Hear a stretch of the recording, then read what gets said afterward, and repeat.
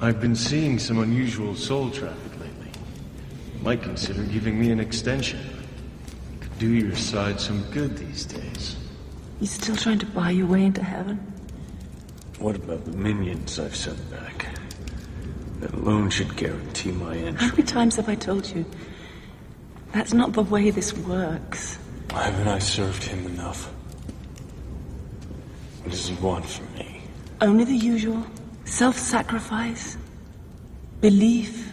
I believe for Christ's sake. No, you know. And there's a difference. You've seen. I never asked to see. I was born with this curse. A gift, John. One that you've squandered on selfish endeavors. Of pulling demons out of little girls. Who's that for? Everything you've ever done, you've only ever done for yourself. To earn your way back into his good graces. Possible rules, endless regulations. Who goes up, who goes down, and why?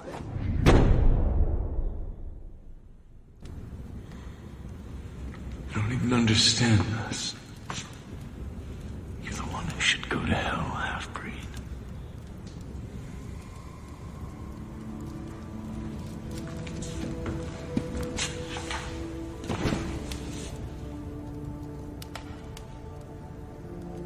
Why me, Gabriel? It's personal, isn't it? I didn't go to church enough, I didn't pray enough, I was $5 short in a collection plate. Why? You are going to die young because you smoked 30 cigarettes a day since you were 15.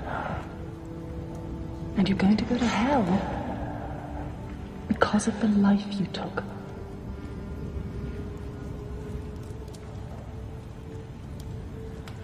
You're fucked.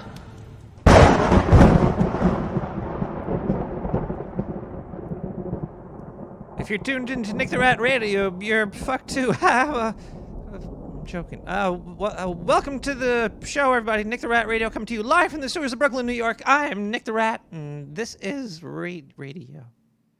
Episode 186.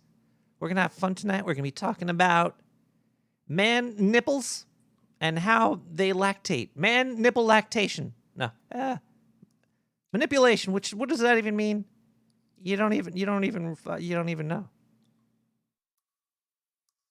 I don't even really know. No, I do know. We're going to be talking about a whole bunch of ways we're manipulated, just like John Constantine was manipulated by Gabriel there. If you haven't seen Constantine, Tilda Sweden in that is, ooh. Ah, oof, oof, ah, oof. You know, I'm getting just hot and heavy just thinking about Tilda Sweden in that. She's so tall and thin and lanky, I just want to throw her over a mousetrap and spank her with my tail. Tonight, I'm going to be endeavoring into more tequila. I don't know, I guess that's my thing now. I'm going to have some of this El Jimador. If anybody knows of a good tequila better than El Jimador, let me know. That's a lot of tequila. I'll be drinking that real slowly. Ooh, boy. Well, I got some of this here seltzer. I'm going to throw that in there.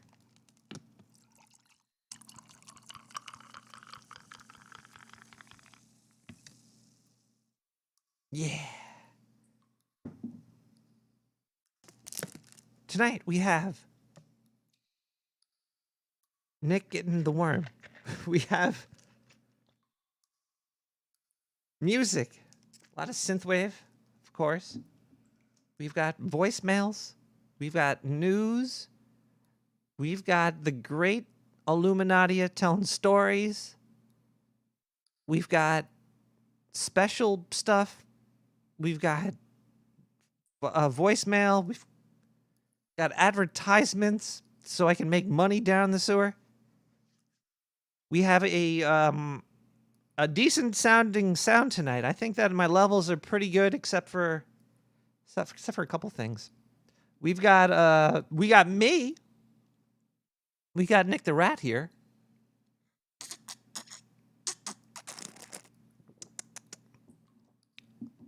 sucking down tequila in your ear hole. I think we're also, if you're in the video stream, we're watching Hexen tonight. I put on all the movies that are public domain in the background. I play them nice and slow to make them even more eerie and weird and last longer. Because you know how Nick the Rat lasts. Nick the Rat lasts long. Maybe we should just start off with some music, because that's how we always start off. And then I'll get into more of the subject of manipulation, how it's happening, where it's going down, how to stop it. And it goes even deeper than that. And maybe by the end of the night, I'll have manipulated you. Or rat manipulated you. Either way. Let's listen to... This is crazy. I'm actually playing a song from Aries Beats. Okay, okay. All the music I get is from SoundCloud. And Aries Beats usually makes a lot of good music, but he or she or it, robot, I don't know what it is. In the background will always, like every 10 seconds, you'll hear Aries Beats. And I always like post on all the songs like Aries Beats, Aries or whatever. I think it's him. But finally, he posted a song, and I think he only does it like once, and it's very low towards the beginning of the movie. But the fucking tequila's already kicking in. Let's listen to Stranger Things music, kids-inspired 80s synthwave soundtrack, new retro electric wave synth pop by Aries Beats Free Music.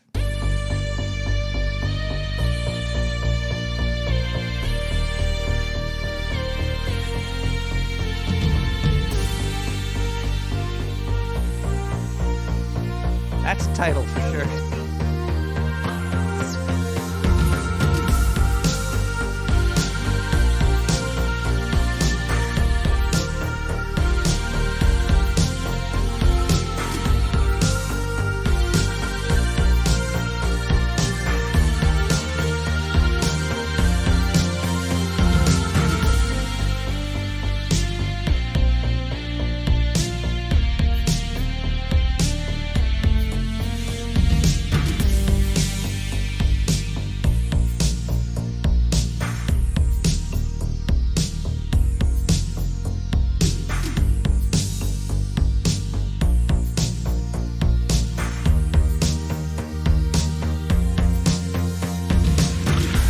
Buy a copy of Catcher in the Rye at the airport and read it.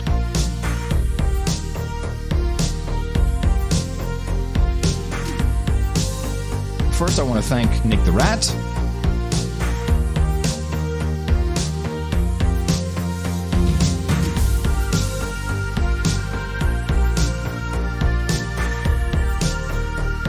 Nick the Rat can do good work. Yes.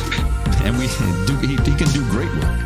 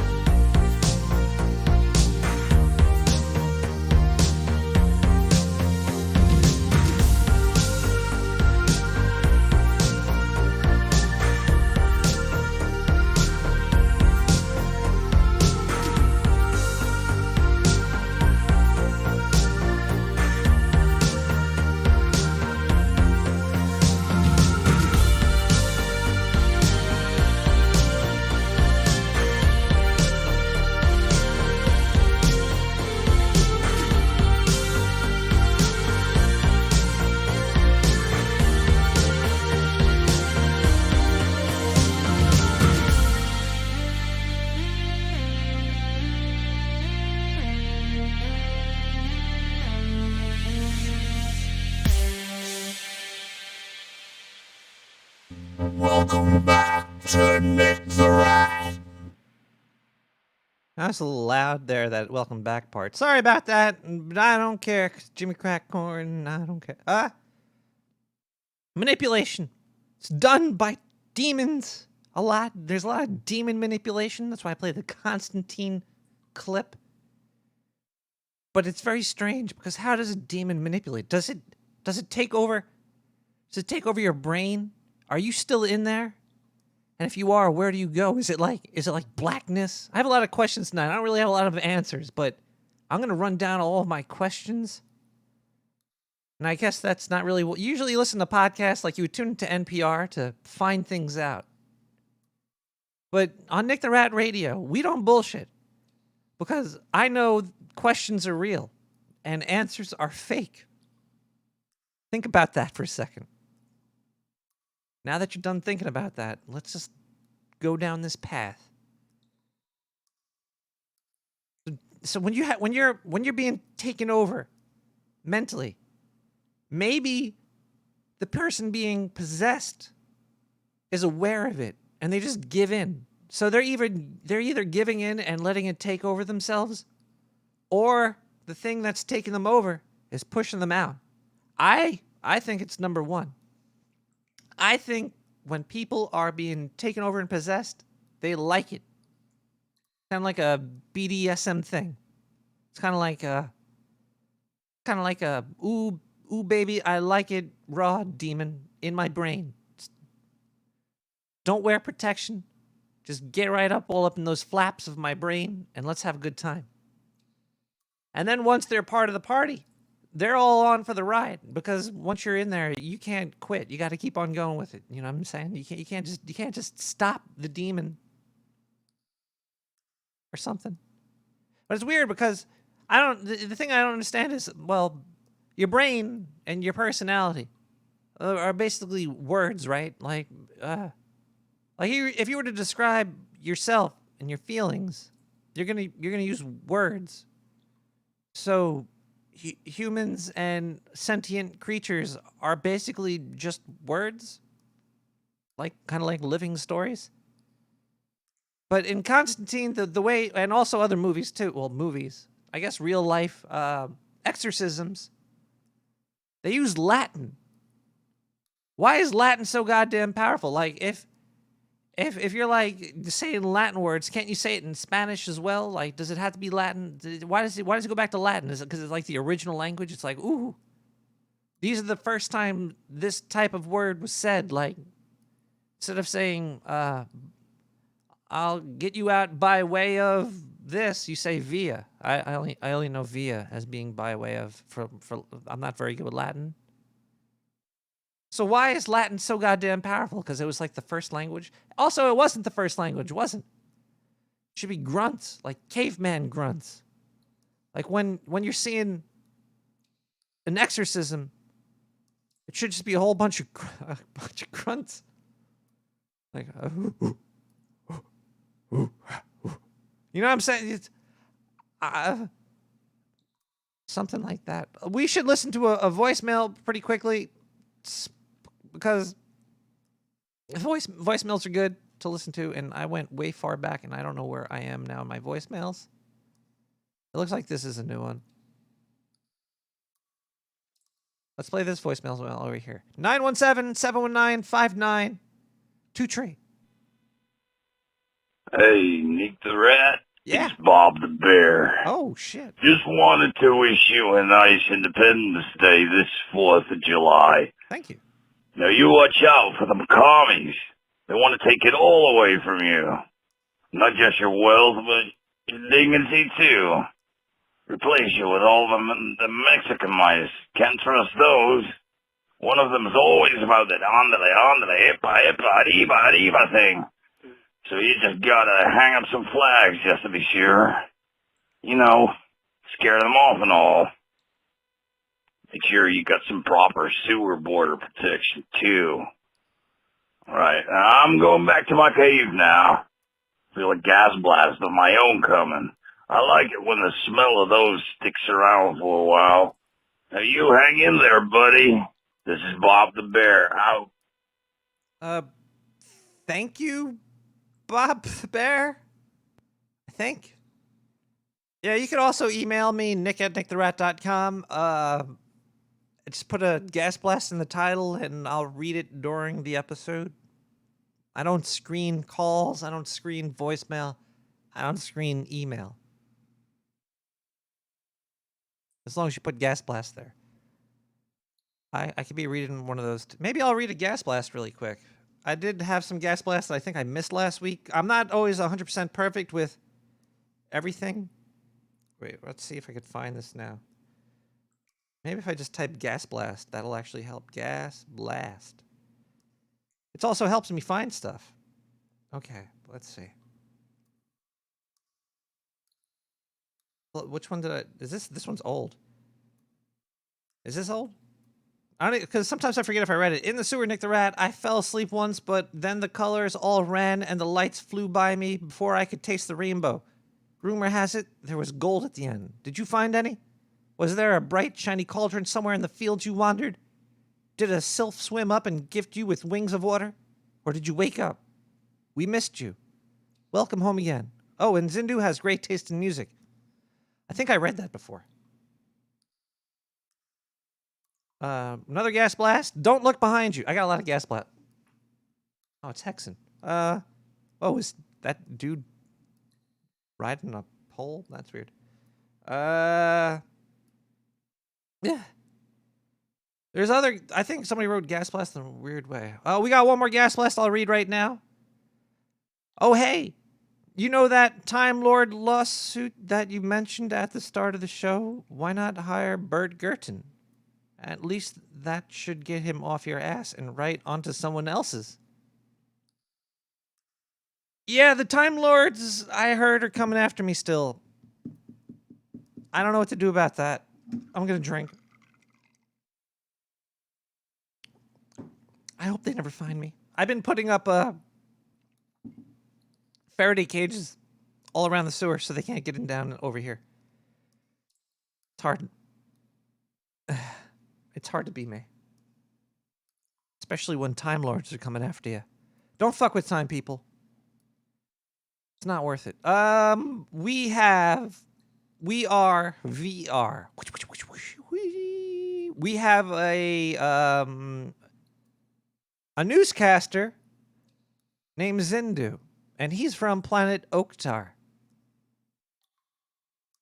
He has great taste in music and better taste in news.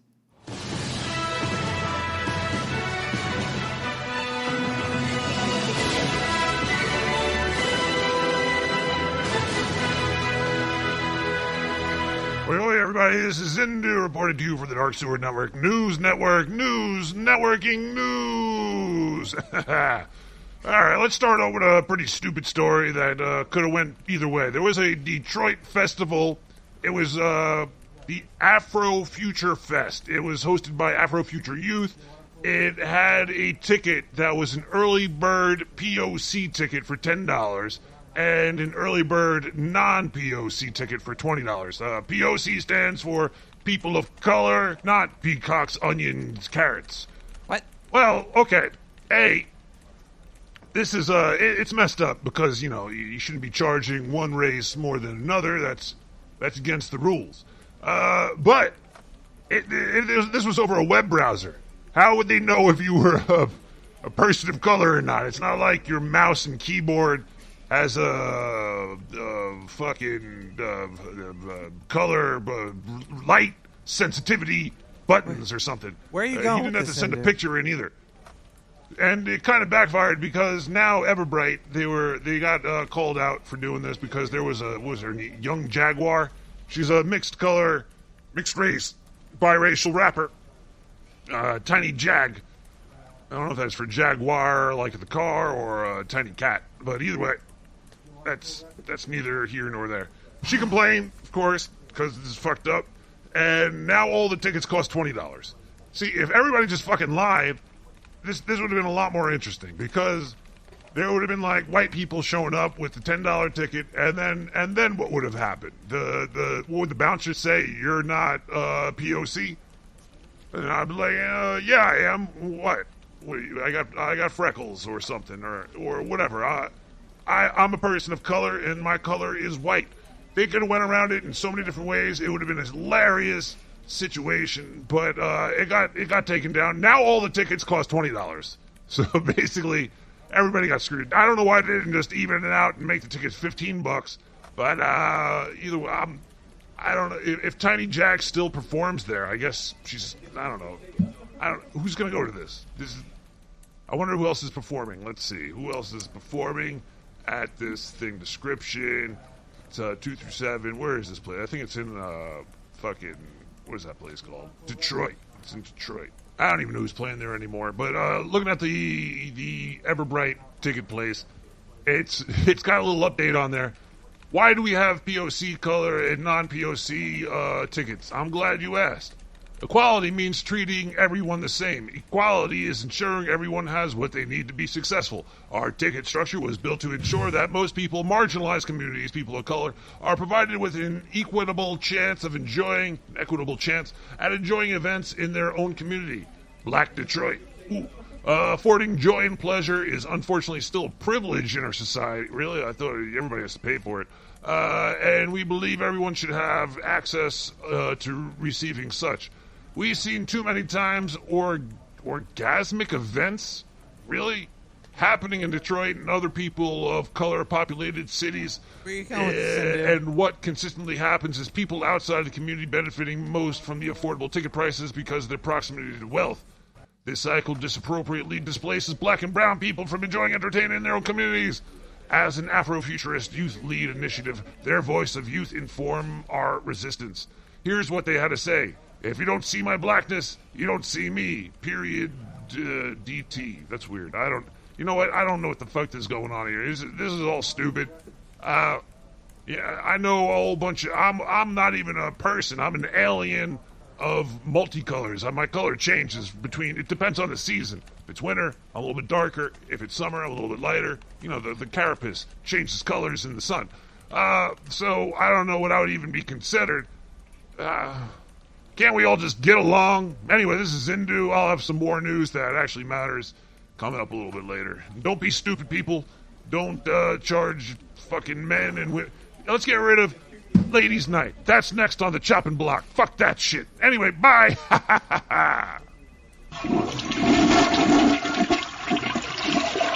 It took Zindu 30 minutes to get to actually a good point. What is up with Ladies' Night? That's man hate, isn't it? Everybody's mad about possibly men getting more money than women in the workplace. But it's in the workplace. You know, imagine you went to work. Say you have like an office job, and you wore a shirt that had your salary on it. Do you think you'd be fired? If you just went to work with your salary right on your shirt right there? I don't have salad on my shirt right now. I got a Star Trek. I got the Enterprise on my shirt.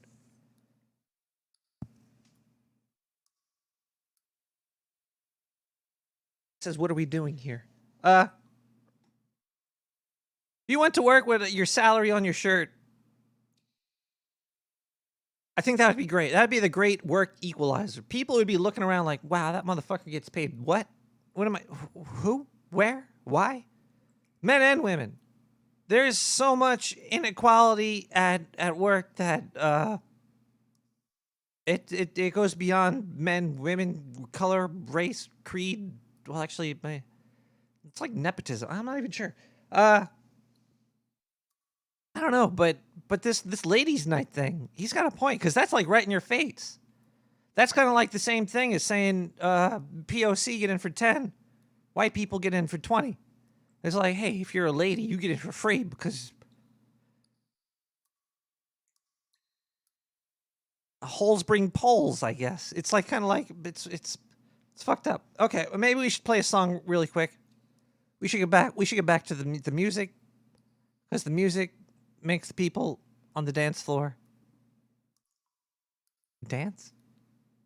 8-beat player, retro synthwave type, trouble 80s, retro synth pop instrumental 2019. Come on, people. Come up with better fucking titles for your songs. All of this is CC BY 3.0. All of it's on SoundCloud.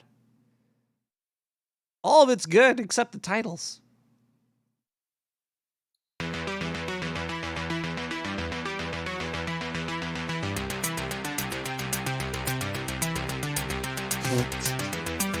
Poland's important.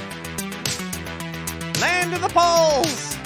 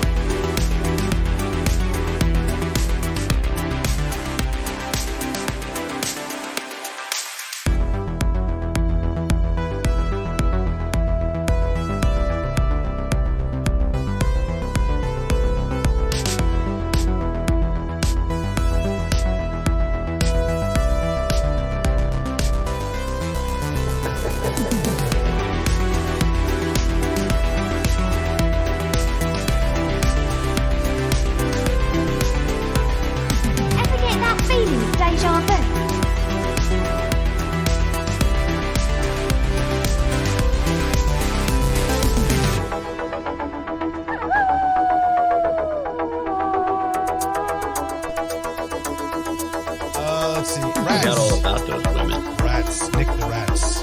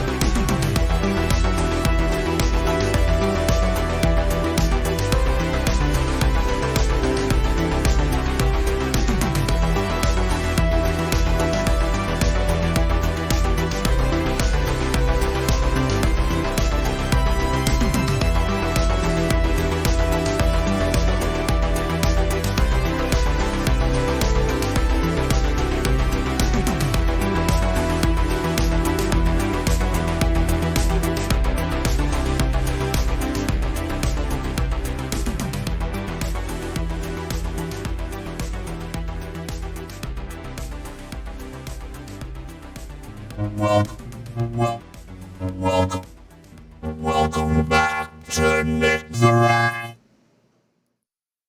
And that was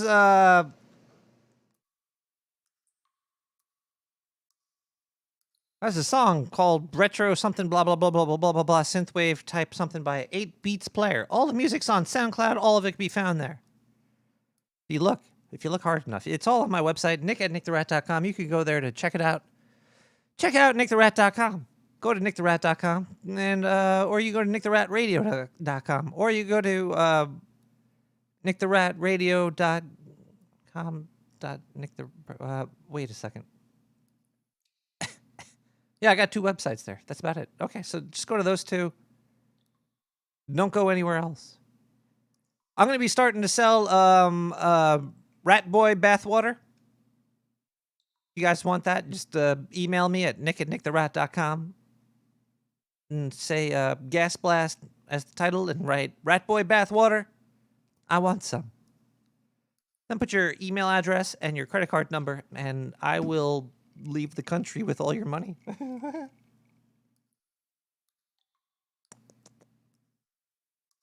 What the hell? There's some weird goddamn pictures on No Agenda Social. Oh boy. We're gonna be getting deeper into this here. Let's go a little bit deeper. Let's talk more about what we gotta talk about tonight. Manipulation. Where's my notes?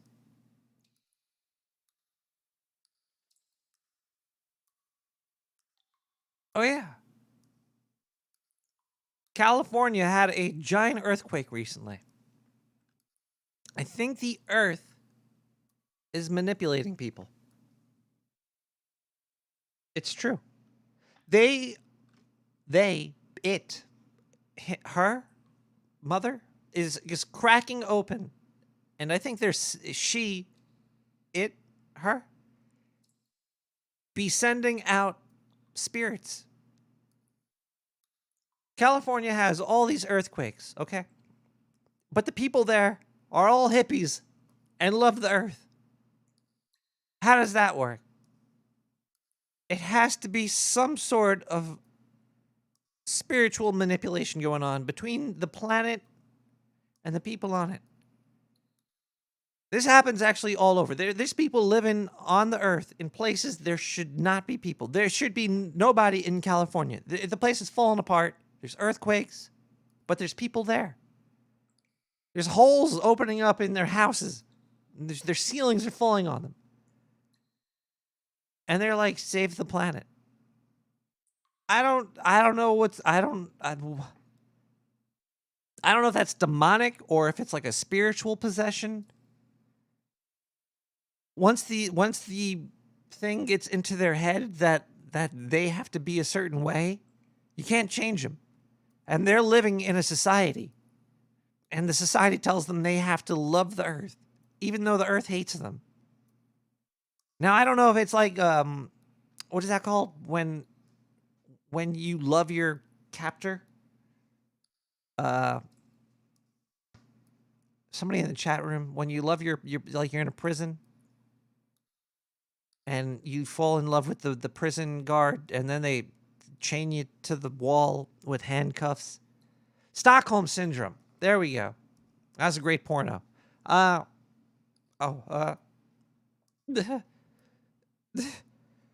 it's kind of like maybe the Earth has Stockholm Syndrome going on over marriage.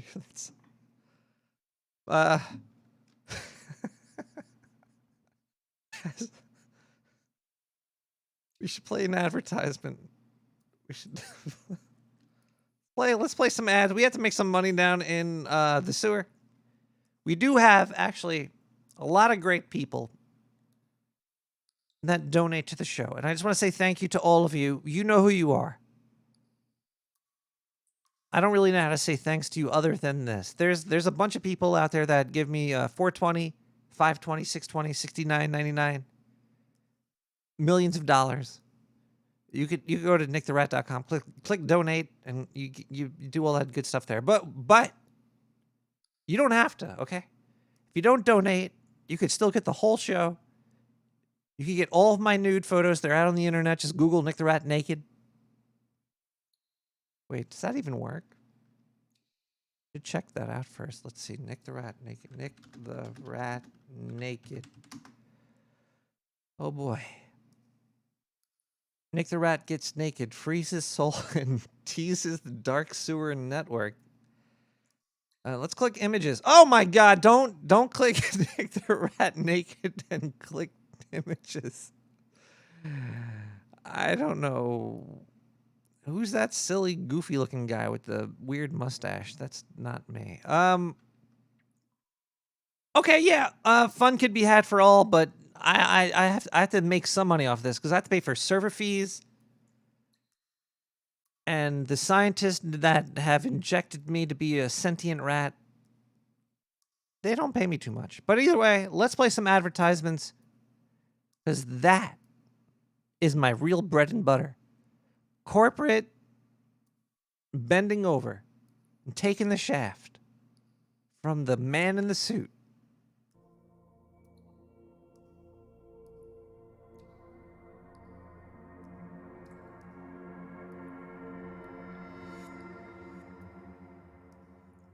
Greetings, sewer dwellers. This is a dark sewer scientist. We've been noticing a growing rate of space aids in the sewer. We have a new solution to the problem. Once we got Zendu back into our hands, we were able to extract blood straight from his anus and have come up with a cure to space aids. If you or a loved one have any symptoms, such as giant eyes, green skin, antenna, odd growths with fingers, or any of the above, please contact 917-719-5923. We can vaccinate you today, protect you and your loved ones from the deadly space AIDS outbreak. If you have any questions or concerns, please call us. Space AIDS is not a joke. Get a shot in your tuchus today for only $69.99.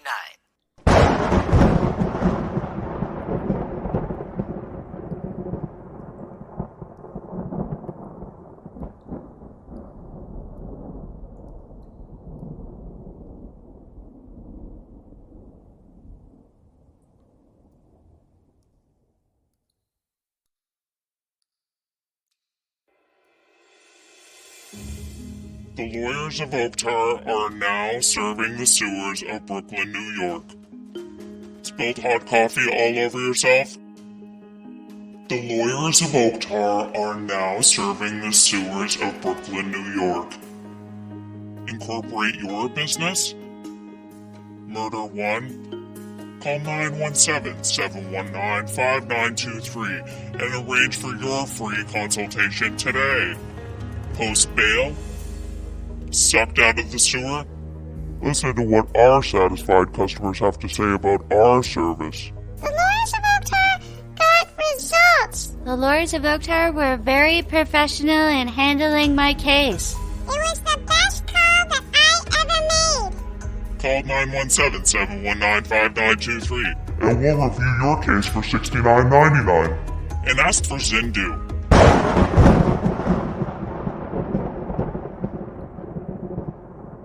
Wait, Zendu's a lawyer? Maybe you could be my lawyer for these time fucks. Why? Talking about time fucks. It's July 10th, 2019. And this is episode 186. I don't think I said that at the beginning of the show. So there you go. You get it there.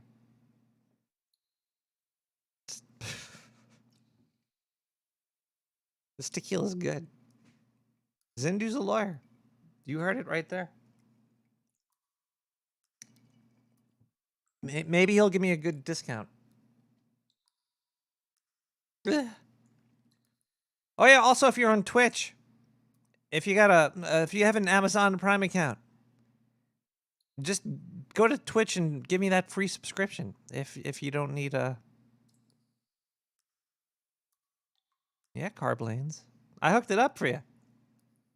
If you got Amazon Prime account and you don't use Twitch and you still like the show, just go over there and click free Prime subscription for me or something. You know, better call Zindu.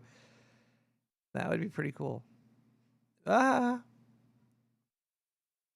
we have any voicemails? Maybe we'll play a voicemail and then we'll go to another song, right? Yeah, let's play a voicemail, then we'll go to a song.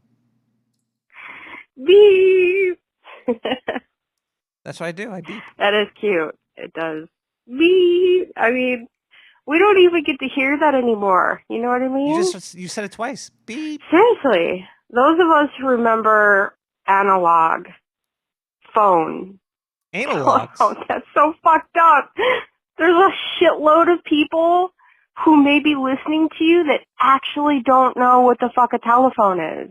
They've never touched a payphone. Square phone. Like, can you believe it? I'm not downing on millennials. It's not like that. But I mean, that would be like if we didn't know, I mean, like, all of us right now, you and I and others, even though I don't think we're the same generation, that would be like if we don't remember what Morse code is. Like, no, we weren't alive during the time of Morse code in its prime, but that doesn't mean, like, you have to really live a sheltered, ignorant life to say, like, me, I'm an 80s kid, not understand or learn what the Morse code is. I don't remember that in all of my public school years. Like, I don't remember them ever bringing up Morse code except very, very briefly in history class. and I fucking hated history class because I knew a lot of that shit. I just felt like a lot of that shit was lies and True. bias and bigotry and, you know what I mean? I hear you. BS. They didn't include women. They didn't include, except for Sally Ride at NASA. Well, you know it's what I mean? history. It's not or black herstory. people or people of many ethnicities were just written about in the most horrible way by these super racist, like crazy, hardcore racist Caucasian dicks that made, not all of them were like that, but anyway, blah, blah, blah, blah. It's true, okay, I admit it. I really don't give a shit if you play these messages and then, the sewer droplings don't like them, so... droplings. I just made that shit up. The sewer fans are the fucking best. Most of them. Like, really. I had such a good time with them. I really did. But there's just two dominant people who decided they don't want me there, don't want to treat me like shit. And I really liked them a lot. Dominant sewer people?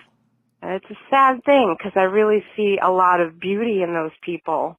The ones two of the head vampires in the sewer that didn't really, they just turned on me. Head vampires? The vampire, it's like when somebody's going down on you and then they sink their teeth into you? A head vampire?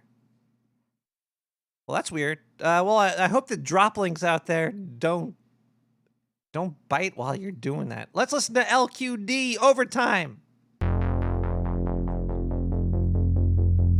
Vampius. Ouch.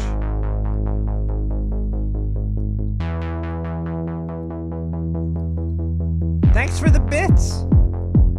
Shen Valley Vids. I got bitties. Itty bitty titties. Minis. Thank you. Snarkiness, thanks for the subscribe. Wow, it works. Just gotta ask.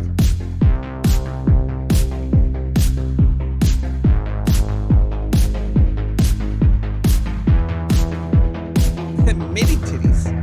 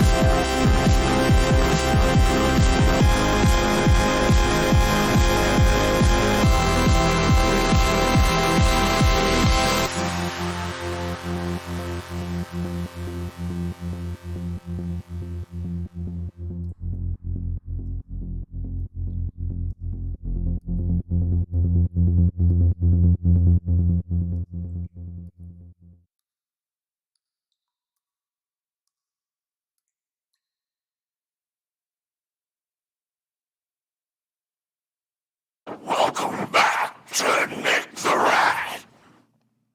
Well, that was creepy. That was LQD overtime. In overtime, you start to learn some stuff. What is this? Oh, okay.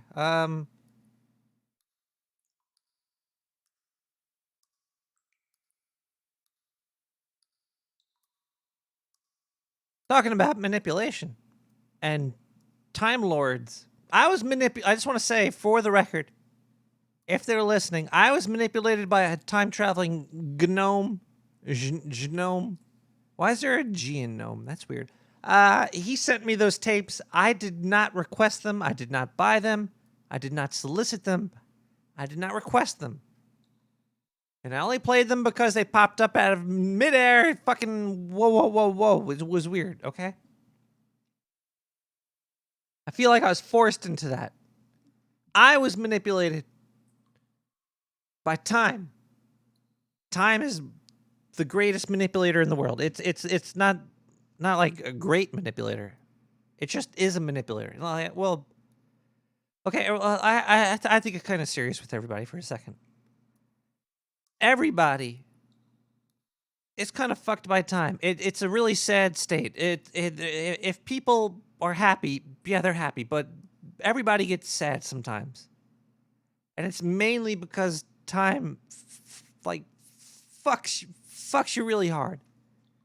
It could be your body, your own vessel that you're in, kind of giving out on you. You're just see the words in your head that make you start to generate because time goes on, and then those words start to evaporate, and you as a thing become nothing.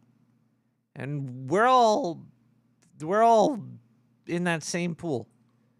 Everybody's kind of fucked. But I'm not saying that everything is not great. Like, life is great. I'm having a great time currently. I still have many more years, days, minutes, hopefully, of good times. But I just want everybody to know that nobody's really happy, and only the really happy people are ignorant. And that's I'm not trying to be mean by saying that. I'm just trying to say that there's bliss in ignorance. And there's a lot of people that don't understand that they're dying and everybody around them is as well. This is getting really dark pretty quick. But we're manipulated by time. It's got us by the nipples. Man and women. We all have nipples, and time's got its clasps in them. It's dragging us along. But I understand, we all have to go sometimes because we have to make room for the new, Otherwise, it'd just be overcrowding, and there'd be too many goddamn people and no resources, and it'd be a weird thing going on. But also, ignorance might be bliss, but thankfully, we're not too ignorant. Otherwise, there'd be incest, and you'd be eating your own feces, and you'd have no idea what you're doing. So even though ignorance might be bliss, not being ignorant is also kind of blissful too. You don't really want kids with 50 fucking fingers on their forehead or something. Where am I going with this?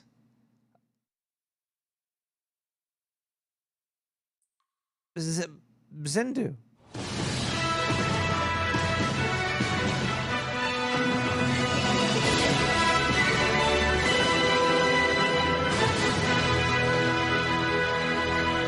Oh, that's some strong wheat. Zindu here. Wow, I'm fucking high. wow, all this legalized marijuana is doing great. You know, oh man. Wait, it's not legal in New York yet? Oh. I mean, I'm just smoking K2. I'm smoking the synthetic stuff. That's still legal here, right? Yeah. Okay, either way. It looks like in the places where marijuana is now legal, there is an alarming trend of youth not smoking. Yes, alarming. Why do I say alarming? Because I'm fucking high. No. Damn, Zindu. I just took a big old hit. That's good. That's good. Oh, boy. Oh, boy. Where are the Cheetos? Okay. Here we go. I can do this. I can do the news report. Let me just get my notes together over here. And that's toilet paper. That's not my... Yeah. All right, so legalization. Why the hell are kids not smoking no more? Well, when you legalize it, the black market shrinks. And when the black market shrinks, kids... Whoa, I'm really zonking out here. Wait, okay. So when the black market disappears, kids can't buy it from Joe on the corner. They have to actually go and have a fake ID to buy it, which is a lot harder to come around than a Joe on the corner. So yeah, just everybody legalize it, and the kids will stop smoking weed. Unless Uncle Bob buys it for them and then gives it to them because weed's fucking great and keeps the kids shut up and entertained. Hey, little Jimmy, you really want to go out and go fucking maybe kill yourself fucking jumping on a trampoline? No, how about you smoke some of this weed and watch some movie or something? Watch the Ghostbusters. Have a good time. Just sit back, relax, watch that shit on TV. In a couple hours, you'll be passed out sleeping. Then you might read a book and get really entertained by that shit. You'll feel like you're there. It's... crazy. All right, I'm gonna go. I'm fucking feeling parched. I gotta go. Zindu. Bye.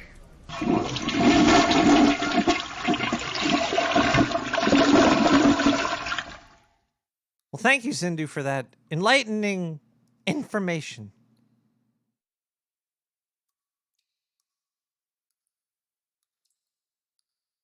I just got really sad for a second. I'm gonna open up the phone lines.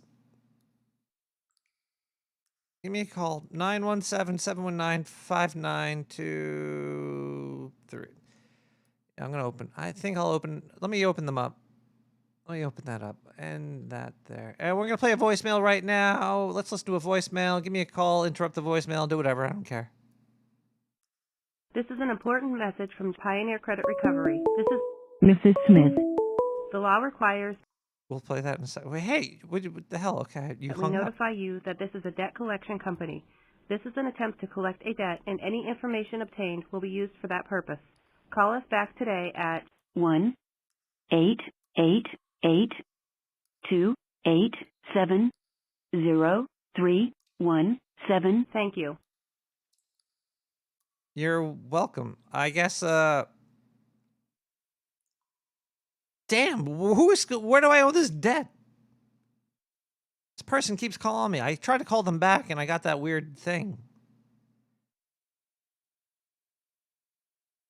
The phone line's open. You could give me a call, and I have the Google mute on, so hopefully the ringer won't go through. So if you just called me and you hung up to not... Okay, now I have the muter on. Wait, you're hanging up now. Okay, who's hanging up? Who's hanging up on me? Hello? Okay, somebody keeps calling and hanging up. That's not cool. That's... I guess I was expecting that to happen one day or another. You know, once you become too goddamn famous like me and you have millions of listeners, then you get fucking prank called sometimes. Maybe I'll do another voicemail. I guess I'll do another voicemail. Hell, if you call and you interrupted, it's fine. It's fine. Don't worry about it. It's midnight in the sewer.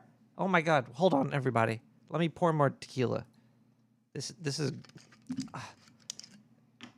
great time. Whenever it hits midnight on the East Coast, that's when the party starts. When it hits midnight on the West Coast, the party starts again. But right now it's... Hold on, let me... Okay, I caught you! Ha! Ha! Got you on the phone. You kept calling and hanging up. You were prank calling me, prank caller. Yeah, I was trying to prank call. Well, you fucked up and I caught you. I got caught. You done got caught. You done got it. Done got. You done got it. Don't laugh at I'm me. done. It's not funny times. I'm yelling at you. You don't prank call people. All right. Oh, man. You're this right. feels good. So What feels good? When you ever like just take your hands and rub them from the top of your chest down your chest until it hits your nipples? Oh, that. Oh. Well, yeah, it's manipulation right there. It's manipulation of yourself. Oh, taking your own hand doing that. That's self-manipulation. Well, yeah, but the thing is, I'm telling you to do it. So as I say it, you're probably doing it now. Even though you don't want to do it, you're trying it out to see if it feels weird. And it does. Because once you get to that nipple zone, you feel it. And I bet you everybody listening has just tried it. So I kind of manipulated everybody out there.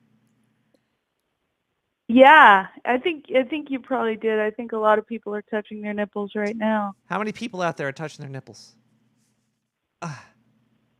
It's an even number, or I should hope it is. Some people got more than 2 nipples.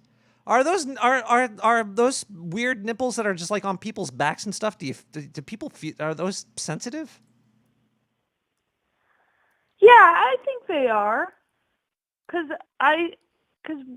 Why they look like nipples? I figure they have the same nerves and feeling as front nipples do, as back nipples would. It's like, do they it's have like a front hole and a back hole. Well, yeah, if you got the front hole and the back hole, but what if your front hole was on your chest? Would it? If the nerve, I could maybe understand like the skin and the nerves are there, but what about like the milk ducts? Do men have milk ducts? Wait, why? Quack quack? Like what? They do come from ducks. I think the evolution came from ducks, and that's why we still call it that, because they were the first lactating species, and then we evolved from the ducks that had that. No the, duck and the white, lactation. really? You serious? Yeah. That's pretty crazy. Yeah. Whoa. I just got a donation. Awesome. Like how much? Like billions of dollars? Okay, listen to this one. $6 billion. You recalled it. Did you just send this to me? $6 billion, 666 cents. Oh, I'm glad you got that. What a ripoff. Nice. Like, who's going to give me the 66 cents with the $6 billion? Just give me 67 billion. What the fuck? You cheapskate. Yeah, it's rounded up. Yeah, please. Crying out loud. Oh, man. Let's round that up. Maybe they were touching their nipples while they were donating. Yeah, maybe they slipped. They squished their ducks. Oh, enter. Yeah. Oh, my nipple. Oh, enter. How come when you squeeze your nipples, they don't quack? Oh, that still comes from the beak. We evolved out of the beak. We got rid of that. We don't need the beak anymore. I can't stop rubbing them. Oh! I mean, they're pretty soft.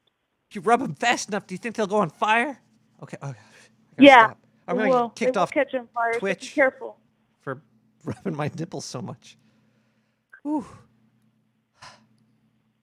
I gotta relax a little bit.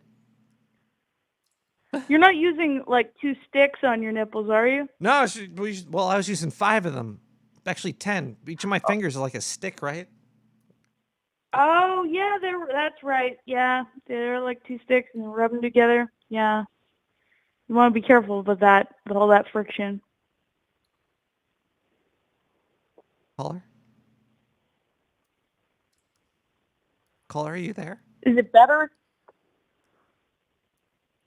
Caller? Yes. I'm currently...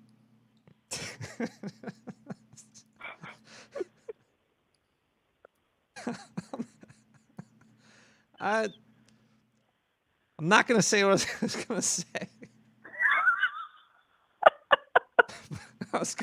I was gonna say it, and had to do with manipulation, and it's a horrible thing, and podcasters should not manipulate their callers. So I'm gonna say sorry.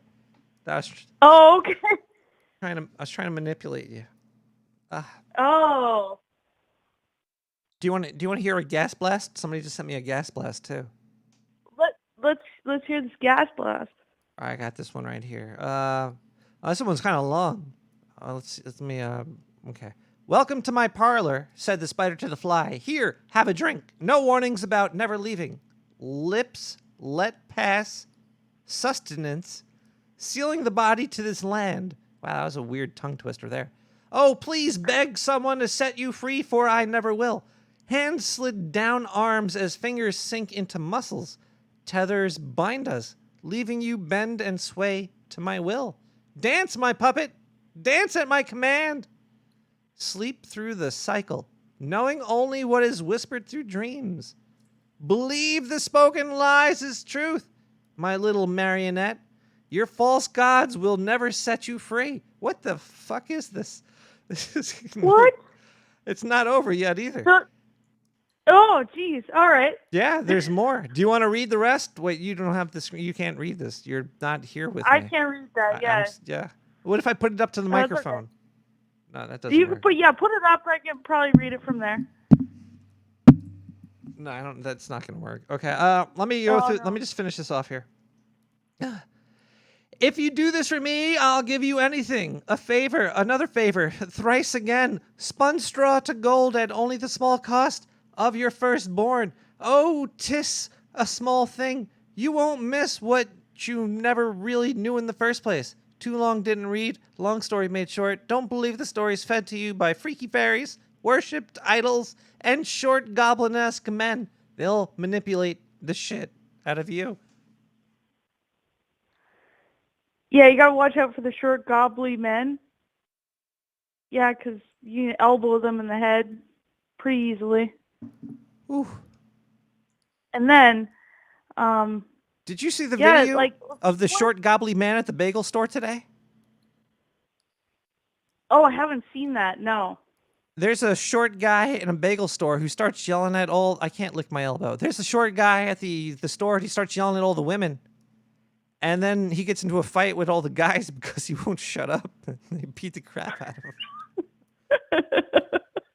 And he's like, women on the dating sites say 5-foot men are gross. And the woman that's taping is like, I didn't say that to you. He's like, yeah, well, women say that. It was so weird. And then he gets his ass kicked.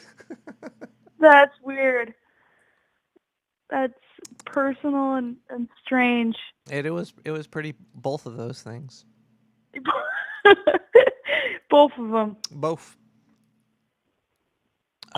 Would you like to manipulate anybody in the sewer chat? Oh, in the sewer chat? Let's take a look. Yeah, sewer chat. Yeah, sandwich. Make me a sandwich. You can't ask sewer chat to make you a sandwich. That's only I could do that. If you were going to manipulate them, you could only ask them for blood and treasure. Let's go to a song. Make Carblaine's a sandwich right now. Make her a sandwich. Phone lines are open. I don't know if I'm wearing pants. Wilmore, Bergen. What the fuck is this? This is open? Is that? Yeah, that's it.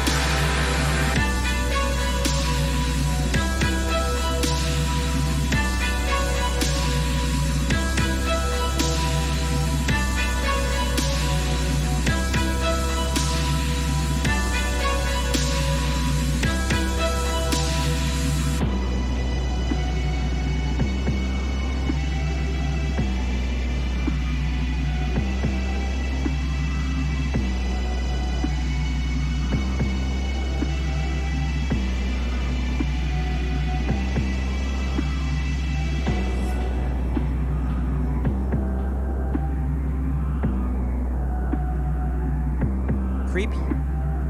Weird. I like it.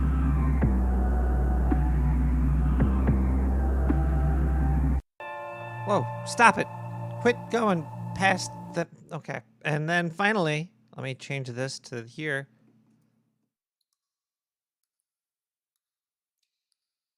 Come on. Oh, Jesus. Very professional, Nick. Very fucking professional. Welcome back to Nick the Rat. All right, yeah, that's how you do professional stuff right there. Click of the buttons, which make... that was Wilmore Bergen. I don't even know what the hell that was. That was something. It was cool. I linked it in the chat.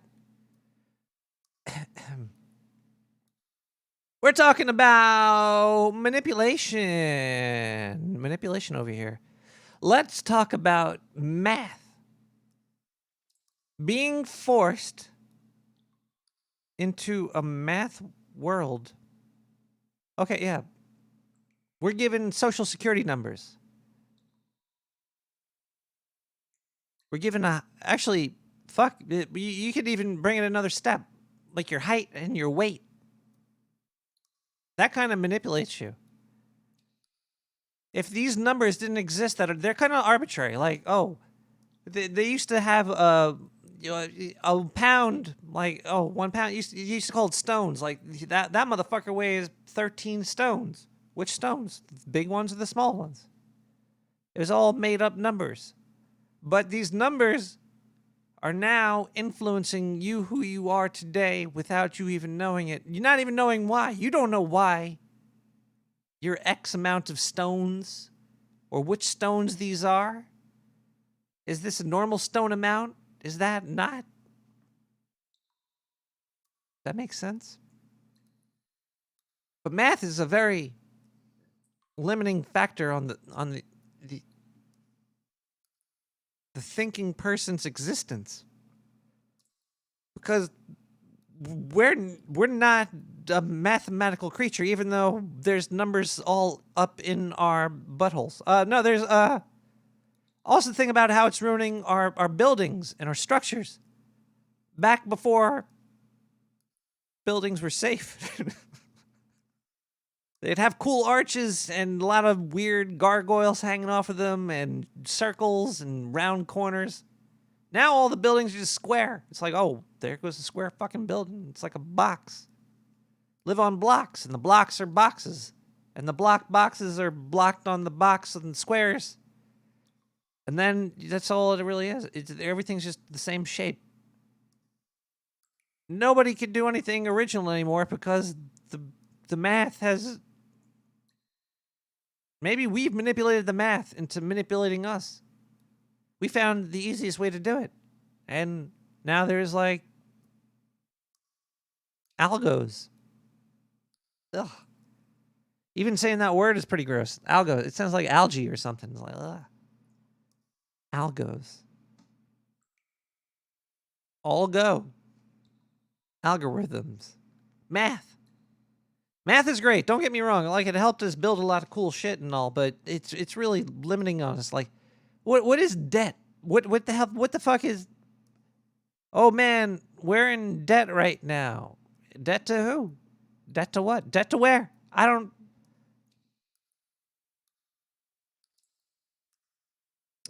Fuck math, says Prof War. Totally agreed. Al Gore. I just got back to the chat room. Whoa, she's free. I'm feeling the alcohol now. 917-719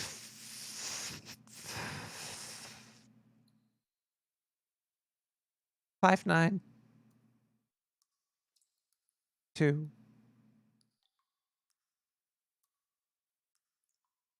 Wait, I don't know where all these...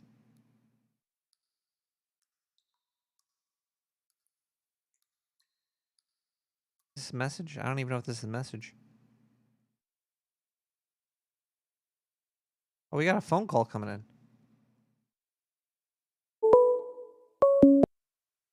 Caller? Hey, you sound a little sad today. Caller, I'm horribly happy. Wait. Yeah. horribly happy. Like, yeah, I'm sad that I'm happy. devastatingly happy. There's people out there that are sad for real reasons, and I'm sad because Of your existential crisis. Yes. It's okay. Hey, listen. So I wanted to call you and talk to you about that, actually. Yeah. So I think there's 3 stages of awareness, right? And 2 of them are the same. Well, then there's But only 2 stages. They're separated by one. No, listen to me. They're separated. There's a. They're Okay. separated by that one stage. Okay. Continue. There's bliss from ignorance, and then there's unhappiness from enlightenment, and then there's bliss from enlightenment. So I guess that's 3 different things, right? Bliss from I think ignorance, bliss from enlightenment, and bliss from what was the third one? Was it nipples? Sadness from sadness from enlightenment. So yeah, you think about it like. Whoa, there's 4 stages then, because you could be sad and ignorant. I'm sure there's people that are just like, God, I'm stupid, and they're not happy about it. Well, then they'd be aware of how stupid they are, and therefore they are actually enlightened. Oh, fuck. Oh, dang. What happened? So, I don't know. Sometimes I think that, I mean, you're talking about we're all fucked by time, right? Like, why are we alive? We're all going to die and shit. I would argue that, first of all, we definitely need death for life, right? Well, yeah, it's got to clean up the garbage. Right. Secondly, I think that, I mean, everything's cyclical, right? I really don't think time's linear. I think that everything is happening all at once, and we can only conceptualize one moment at a time because we're not 4-dimensional creatures. I don't know. So you're an old baby right now? I'm everything and nothing. But we all are experiencing this at one point to the next.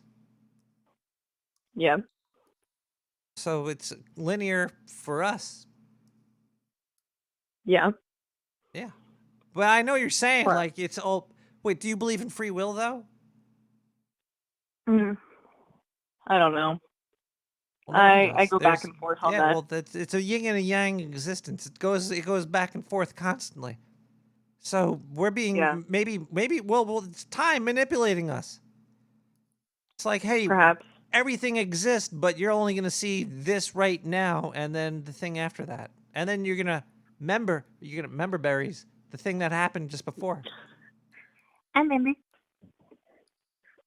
Man, you know what really sucks is regrets. Like when you do something that's good, you kind of like, oh yeah, that was a good point in my life, and I got past it, and I did good. But if you did something that's like fucked up, and then you realize you did something fucked up later, it's like a sword up your butthole. Well, I think there's 2 things happening there. Yeah. And I'm not accusing you of anything. I'm not. Go but for it. Hear me out here. Okay. Either there's 2 things that I think are happening at the same time. You're not forgiving yourself, and you're taking yourself way too seriously. I mean, you got to think about it. Like, whether it's intentional or unintentional, people do shitty things to each other. Everybody does. It's human. It happens. Sometimes you got to do shitty things to people for your own good. You know, sometimes you got to choose yourself over other people. Sometimes shit just happens. You did it on accident. Who cares? Like, it's just part of living. And, you know, regret, yeah, you can feel bad for what you did, and you can avoid that behavior in the future. Yeah, but regret sticks more than,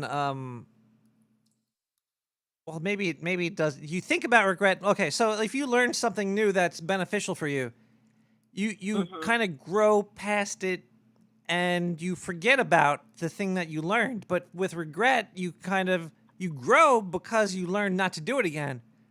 But you're always going to think back to that 0 point where you fucked up. Like, man, maybe I shouldn't have stared at the sun for 30 minutes straight. Now I'm blind.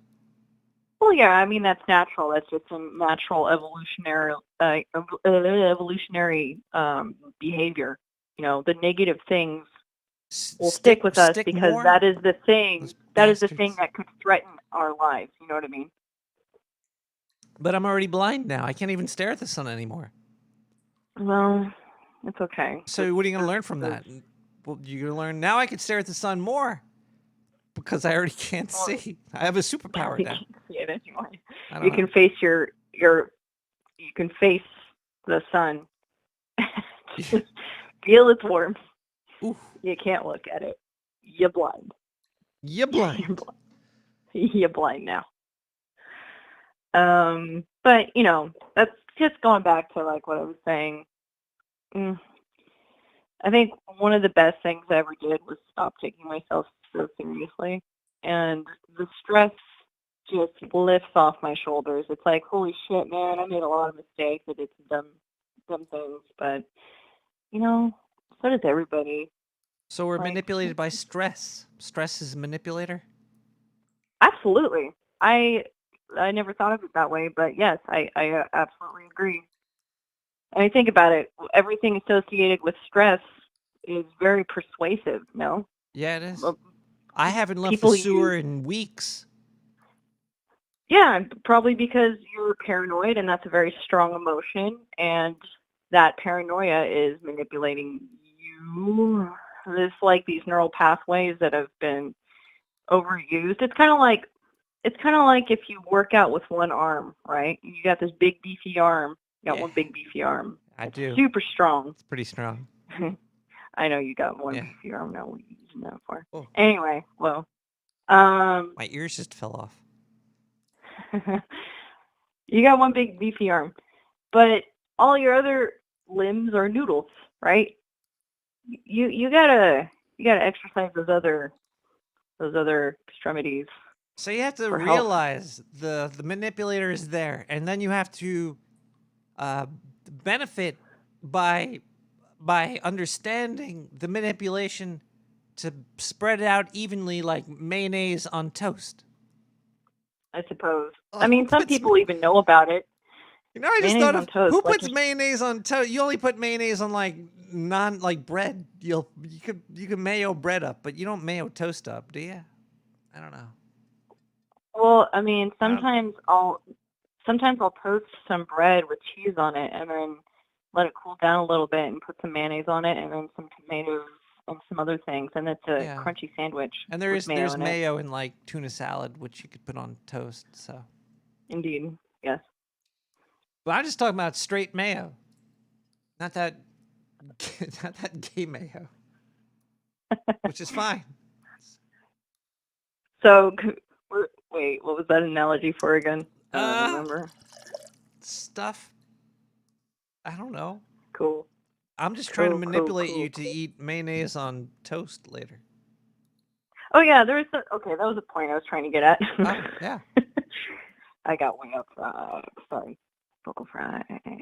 I'm good at the vocal fry. Anyway, so basically, what I was going to say earlier was, if we didn't have death, there would be no value to our life whatsoever. We'd be ignorant like Adam and Eve, right? They're just running around naked, and they're just kind of existing.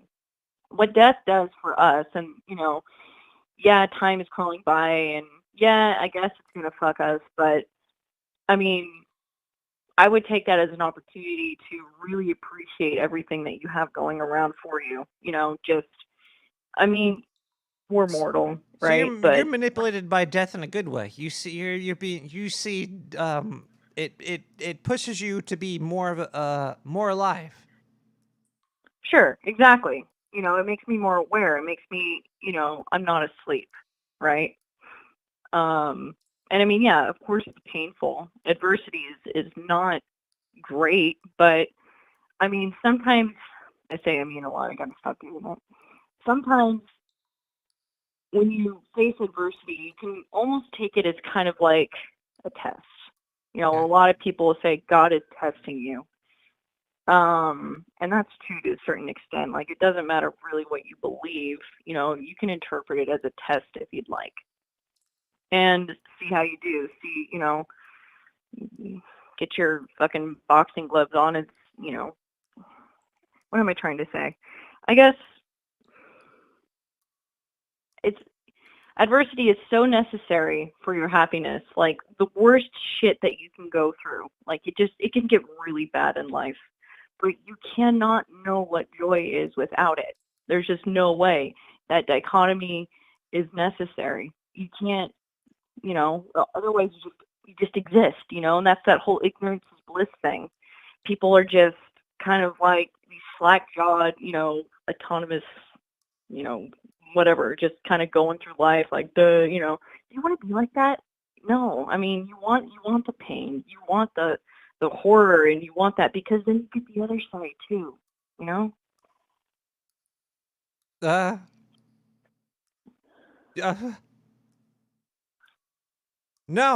I want the ignorance. I want the bliss. I want the nothingness. I don't want pain. I don't want fear.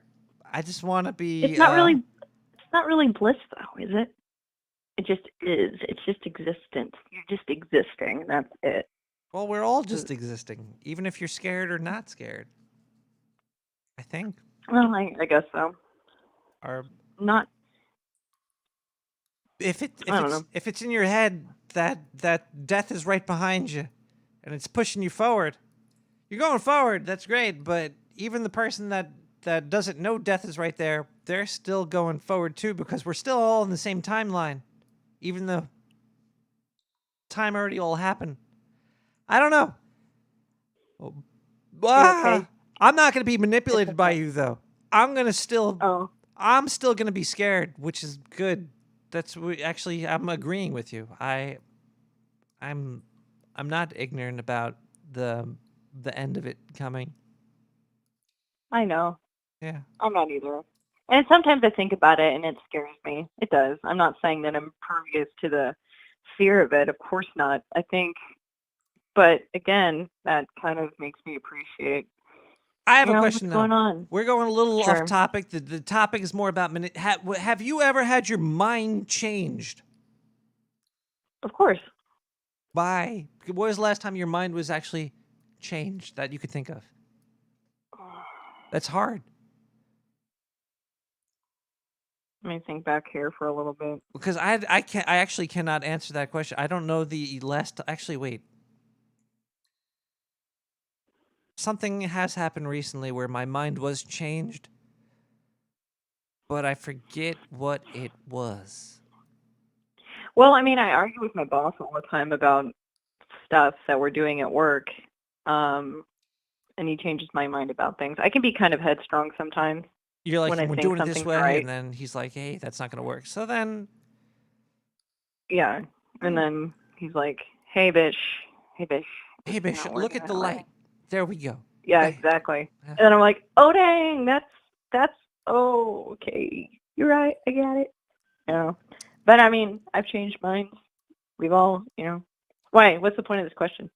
Well, manipulation. Like, a lot of the times you might be able to tell facts to people, but they won't accept it. Like, I have told people before that we live in an ice age, and they looked at me cross-eyed like you're an idiot. And I'm like, but we do. If you look it up, you'll see by science, there's ice caps on the Earth, meaning we're in an ice age.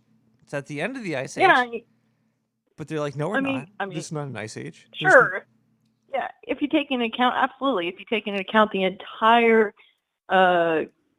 history of the planet, you know, since its formation, yeah, I mean, that's technically right, I guess. You know, we have literal ice on our North and South Pole. But people do not think that, and I don't know if I'm manipulated or if they're manipulated. Like, who are the manipulatees? Yeah, I mean, it's hard too because you've got your confirmation bias where, you know, you see your world through a filter, and, you know, basically something can be presented to you and something can be presented to somebody else. Their interpretation of that same thing that you're experiencing is going to be completely different just based on their own confirmation bias. You know, it's all formed by their, you know, it's just maybe even their biological makeup, their experiences, their own memories, their own fears, you know. Do you think it might be like So demons or other things? I think aliens? we're part. Nah, simulation. It's the Part of a simulation. simulation. You're a It's simulator. all a simulation. You think that we live in a sim? Well, then, yeah. I mean, you were talking about how math is like all shitty earlier. Mathematically, it's most likely using math. Man, Somebody told me this. They used math and they're like, oh shit, it's very likely we're in a simulation. I was like, shit. So maybe we don't have free will and we're just a program. Bye, Prof. War. Well, it could just be a big old dice roll going on down the drain. Man, life is so strange. Did I make you upset? Like, I feel like I made it worse. I was trying to make you feel better. No, trust me, I feel pretty damn good, and yeah. Do you actually want to hear one of the issues I have? Yeah. It's kind of like stage fright, I guess. When something is expected of a person, that's when it all goes downhill. If I see this, maybe I have a mental illness. Like if I see a knife, I imagine it slipping and stabbing me or something, like something really horrific. Like I could see the bad thing happening before it does, but I get obsessed about it. I feel like I'm being manipulated by my instincts. Perhaps. Well, I mean, if I may be so bold. Be bold, please. I think a lot of that has to do with, I mean, you avoid things. You avoid getting hurt. Am I correct? Like you avoid situations where you have the potential to be hurt. Am I incorrect? Correct. But I see it sort of happening. Like if you put like a sword in my hand, I'd be like, man, I could just accidentally cut somebody's arm off or some shit. Sure. And well, what I happens? Well, I think, and I'm not I ain't a gynecologist or nothing. Hold on. I'm not a psychologist, but I've experienced the same thing. So this is just coming from somebody who had to kind of learn to get a handle of this. Okay. So here's my advice to you. Okay. Or this is my theory anyway, and then advice will follow. Okay. What's happening is it's going to be bullshit, sort of. Your neural pathways are favoring a certain mind or a thought pattern, right? So that becomes more real to you than the stuff that actually happens. Statistically, I mean, sure, things can happen, right? But if you keep doing stuff and you're putting yourself into situations where the potential for harm is there, but you're not harmed most of the time, right? Then you're okay. If I'm you're standing like, okay. on a cliff looking off, I'm not falling off the cliff and dying. But I'm imagining it in my head. So I'm like, get away from the side of the cliff because I'm going to fall off, fucking die. Yeah. I mean, there's something to be said about exposure therapy, you know? Just keep doing that thing. And I mean, hey, the chance is, there is a chance you can get hurt, but... So I should jump off cliffs? Well, I mean, some people do it. They have those little, like, flying squirrel little thingies that they wear, and they just fly around. Yeah, parachutes. Well, it looks pretty fun. I wouldn't do it, but people do it. Kind of like if you drink little amounts of poison, you'll build up an immunity to it? Yeah, the arsenic thing. I've heard that. I don't know. The arsenic's the only thing that I've heard.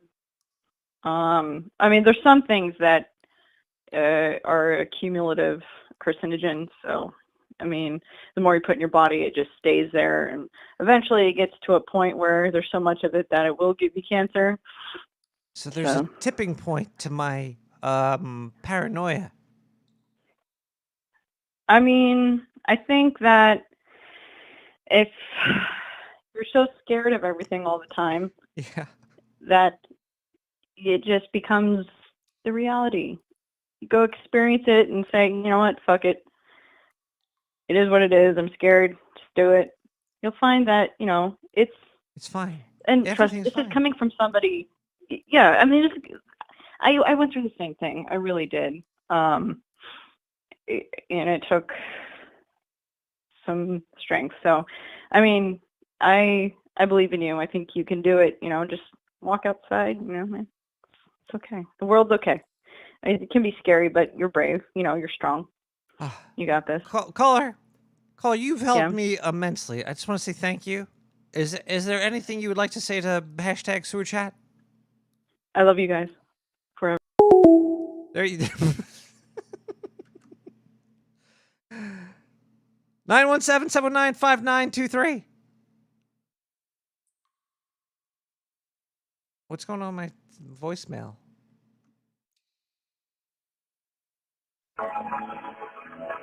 Listen, do you hear this? Yeah.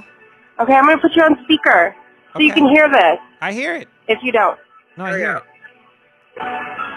Can you hear that, Nick? I hear it. Can you hear it? I hear it. I can't. You can't hear it? No, you can't answer me. I know that, okay? I'm not stupid, but... I'm answering you right now. What? You don't hear me? Wait, you can't hear me. Wait for it. Oh, okay. Waiting. It's going to drop. Drop. Where's the drop? The drop is manipulation. Woo! So beautiful. Where's... Oh, I hope you can hear this. Anyway, I'm trying, okay? I'm just playing it through my Pandora on my Fire TV. Oh, sweet. So, yeah, I know. Mass consumer. Now I'm adult, right, for having Amazon. Anyway. I have a Google Chrome. I'm playing my Pandora on my Amazon Fire TV stick through streaming it. I'm streaming it on my TV. Cool. Anyway, that's Roy Stop. Or Yeah. I don't know how to say it. They're a global band from a country that has a very difficult language. Roy Stop. I don't know. Rikstop. Are you cursing or something like that? Are you cursing Maybe the on P's there? are silent. You're cursing on the internet. ROYKSOPP, one of the greatest. I think it's Norwegian. I think they're Norwegian. That's filthy. That's a dirty language you're talking Austrian. right there. I don't know. I forgot. I'm sorry. I forget. Great electronic band. And I love sharing that with you because you really appreciate all kinds of music, but you seem to really love synthwave as much as I do. I like synthwave. And retro wave and... Fuck yeah. New wave from the 80s. And I like you wave seem to wave. appreciate electronic music a Wave great wave deal. is the new hotness. And I love that because that's seen as weak too. Like, you can't appreciate real music. That's the way many people think of electronic music lovers. That we are unrefined, that we are stupid, and that we are weak somehow. What? Like, are you kidding? I love classic rock and blues and jazz and hard rock and, and classical and swing and big bands. Swinging's fine. Seriously, I like that's swinging. genuinely great music. Jazz and metal and classical. That's the pinnacle, baby, of music. And it's okay if you don't agree with that. Your favorite music could be the music I hate the most, but let us still appreciate that there's elements in all of the music, even, boy band music. Sorry. Gotta end that there voicemail right there. We need a little bit. We're running real late.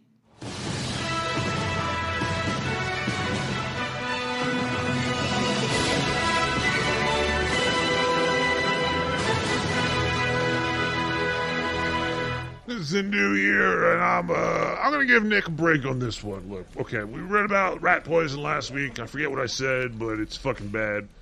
Oh yeah, it was like one rat on an island, and they're like rats. They fuck with the bird population.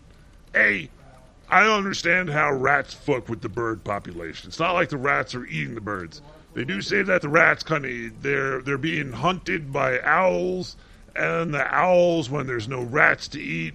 But that right there, that fucks your argument, because if the owls eat the rats and then the owls eat the food that the other birds will eat, owls are birds too. fuck you, let the owls thrive. Why not? And B, if the owls are killing the rats, why do you have to get rid of the rats? Because the owls are doing it already. It doesn't make any goddamn sense. Now in the CNN article that came out on fucking 7/8/2019, what is that there? July 8th. The article title, listen to this shit. The U.S. wants to start dumping rat poison on these islands. It will help the birds, scientists say.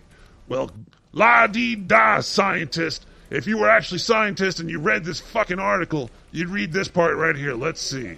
The rats were introduced alongside rabbits and cats, the report states, which damaged vegetation and bird populations. And then the next sentence, or paragraph. Paragraphs are sentences these days in journalism. That's all you have to fucking write is like a fucking sentence. You say it's a paragraph, and then you can go home and you make a lot of money and you be on TV. The next paragraph, right after it says the rats were introduced, the next paragraph says, the mice have remained. The mice. So now they're not talking about rats. I don't know if people are stupid or if they're just retarded. Because first they're like, oh, rats are bad, we gotta drop rat poison. But then they're all talking about the mice. And then they're talking about the owls that eat them. So then why do they have to even fucking poison anything if they're gonna fucking get eaten? But look, just because you hate rats and you want to put some propaganda out there doesn't mean you have to go saying you're gonna go poison them and eradicate them and fucking get on your high horse and talk about shit. Look, just let nature take course, okay? If you want to get rid of invasive species, get the humans out of there. That's where do you think these fucking mice came from? They didn't come from fucking heaven. They came from humans on boats and filthy fuckers like you guys. Okay. Whoa. Zindu's getting heated, baby. I think I need to take a break. I'll be back later with more news. Bye.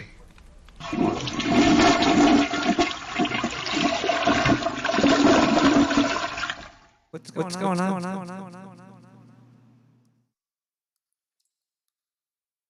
This is weird. Let's get weird.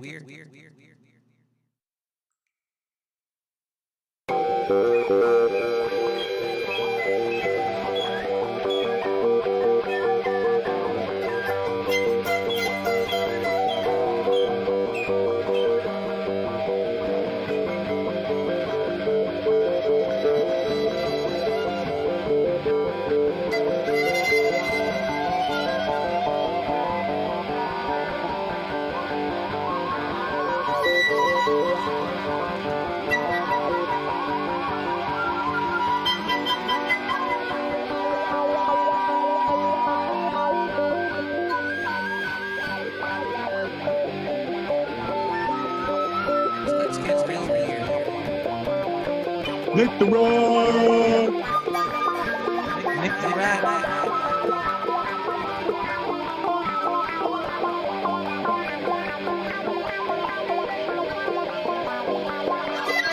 I'm over here.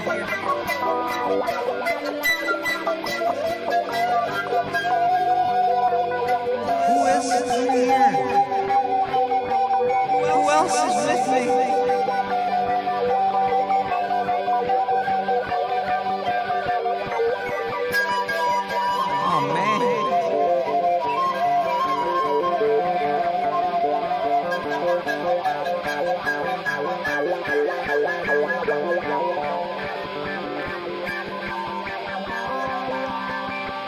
I'm feeling groovy.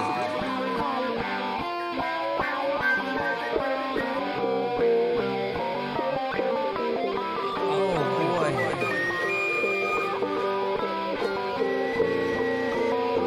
Manipulation. Could be good. Learn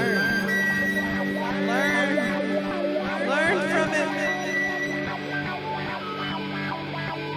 Let me manipulate you. Learn.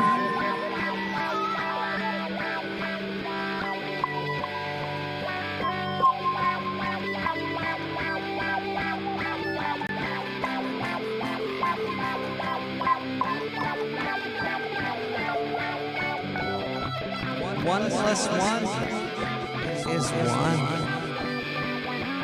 Yeah. Think about it. Think about it.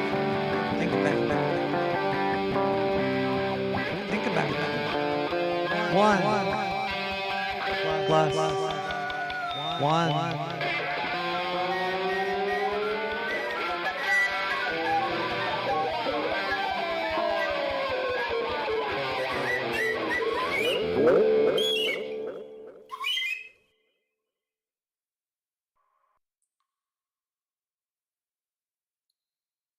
That was an Anima song too. Whoa, I'm really low right now. I am. Is everybody else tripping? I feel like we're all tripping together right now. Let's play another Zindu.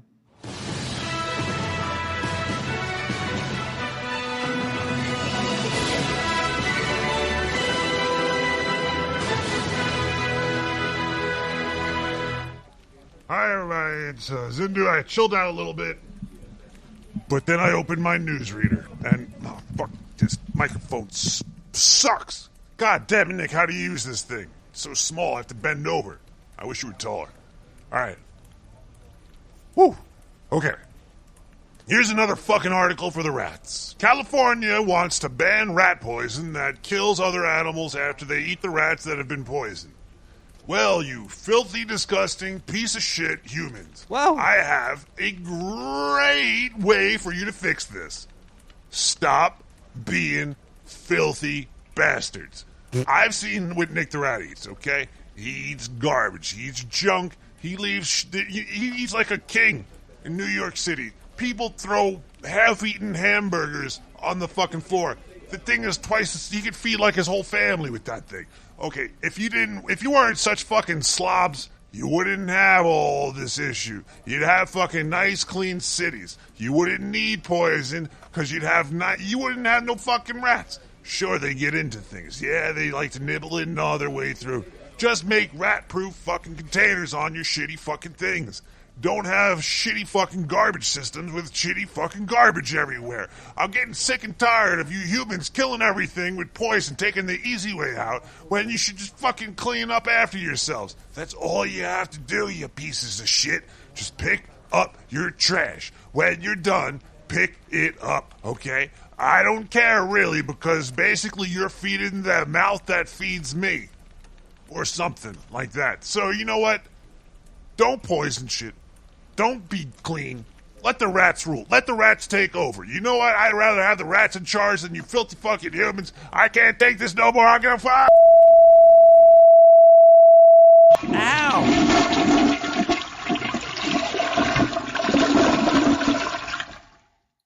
Ow! Wow, this Hexen movie, there's people kissing this devil's anus or some shit. I don't know what's going on. Let's go to voicemail 917-719-5923. I don't know if it's going to work here. Well, hello, Nick. This here is Buford T. I'm calling you from Tennessee. Now, I just want to let you know that I've been drinking the moonshine again and jerking off with mayonnaise. Let me tell you, it ain't nothing like being drunk, slathered in mayo when your mom comes home and joins you. It's just real awkward, but that's okay because Mrs. T is alright with me. And ain't nothing better than TNT together, if you know what I'm talking about. It's explosive, Nick the Rat. Anyway, this is Gilbert T.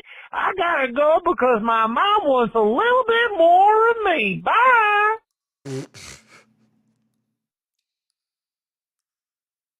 Dear God. Buford T, what are you drinking, Buford? Buford T? 917-719-5923.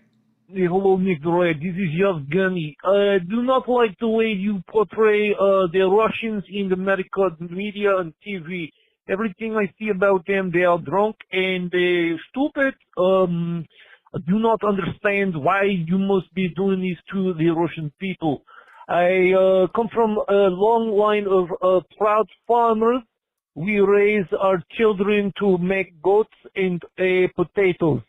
We have great family life. We're very friendly people, and we love to drink alcohol and make jokes and act goofy. Oh, shit. Now I know why you do this to us. I'm going to go now, jump off my roof into a big pile of snow. What? What? 9. I'm lost right now. I'm not too sure where we are in the show. Wait, I think I know. We're going to listen to some advertisements. We're going to come right back. We're going to listen to more music and stuff after that. Let's play some advertisements.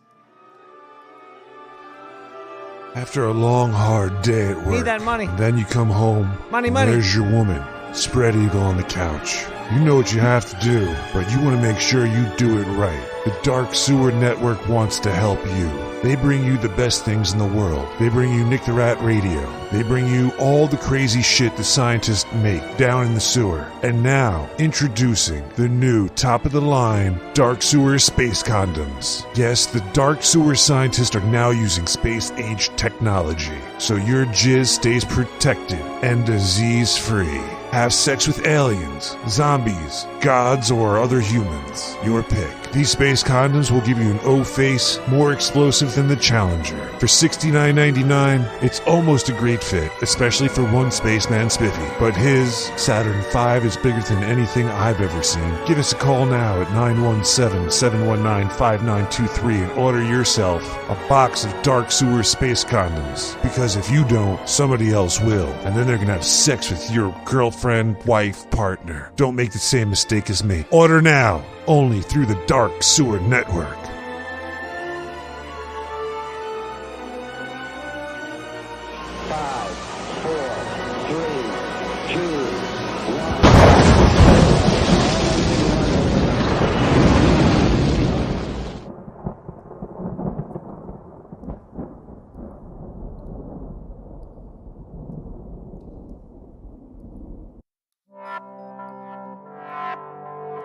Tired of waking up with ass pains? Are your cows disappearing at night? Tired of your corn being flattened? Try UFO out today and wipe away the alien menace before it takes root. Specially formulated by the Dark Sewer scientists and guaranteed to work. No money back guaranteed. Call now, 917-719-5923 and order UFO out today.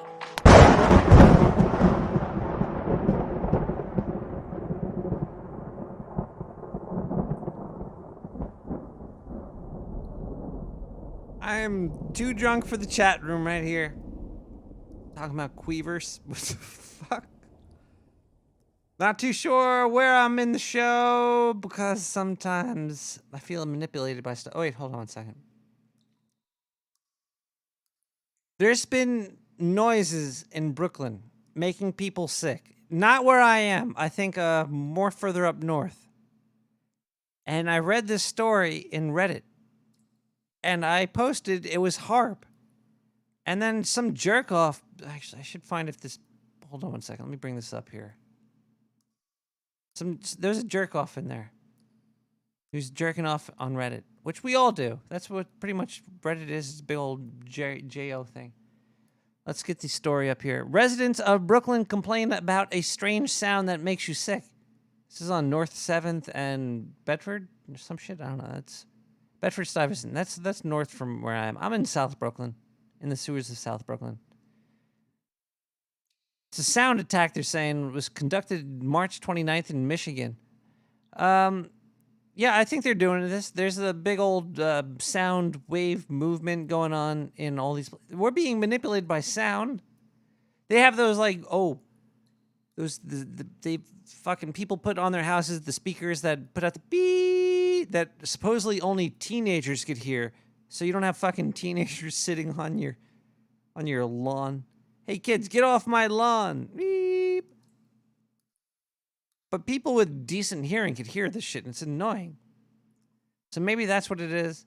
But I said it was HARP, and so what did the person say to me? Oh wow, I got downvoted for that. Whatever. You know.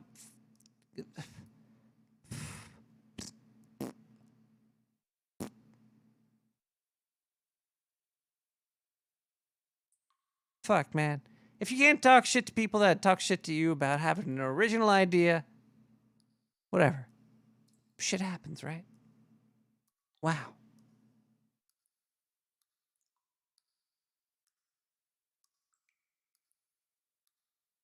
Should we listen to Illuminati's story? No, let's listen to a song first. We're going to listen to a song. We're going to come back. And then we're going to... What the hell was that? Yeah, what? What the hell? Are you manipulating my stream? Who is that? Tucky? Hello? Ducky? No. Hello? Ducky, are you manipulating my stream? I'm trying to. I think I hear you, You were sort of in talking there. about bad shit happening, dude. I just spilled half a beer. Oh! I know. Yeah. That happened to me before. That. Are you sucking? Do you have a straw? Suck it up off the floor, or wherever. Don't laugh. Do it. No, I got another beer. It's cool. More? You could. I would not judge you. I would not judge you. I've done it before. Only the bottom of the beer touches the floor. Just suck off the top. You know what I'm saying? Yes. Exactly. Is it story time? We're going to play a song and then we're going to do the story. All right. Is that okay? Yeah, of course. All right, we're going to listen to a story. It's your show. It's my show? Are you trying to manipulate me? Did we listen to Layers? We didn't listen to Layers. We did not listen to this song. I don't think did we listen to this? Layers, Electronic Senses. Yeah. You sound cool.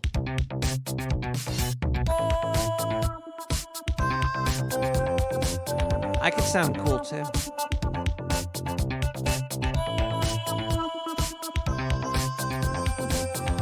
I'm over here. Ducky! Ducky, do you hear me? Alright, I'll take that as a no. Yeah. I can hear you. I can hear you. Have you ever manipulated yourself? Yeah, just the other day.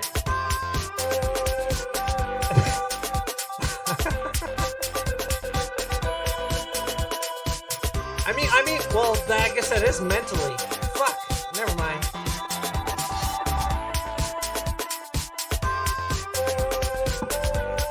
Yeah, no, I had to. Yeah, I had to like make myself believe that my job or where I work, the place I work for, was still worth going to. So yeah, I manipulated my brain. It's only a temporary thing, though. Yeah. Sorry about your friend.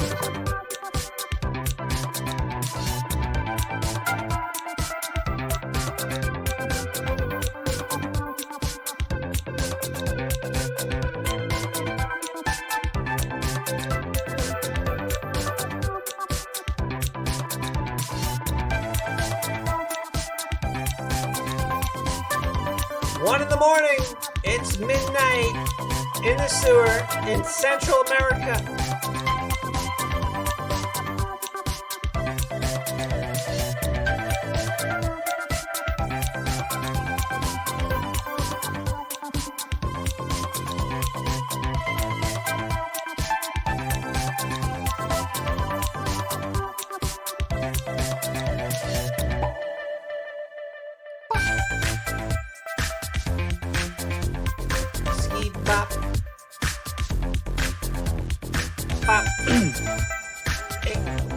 All we are is dust in the wind, dude.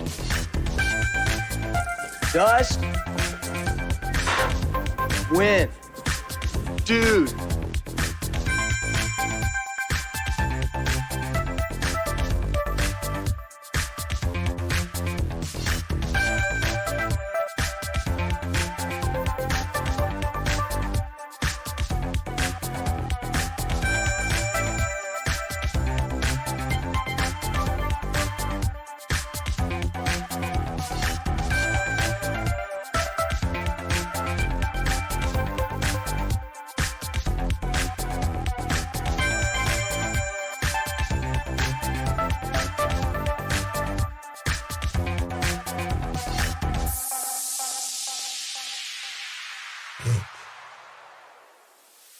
can imagine,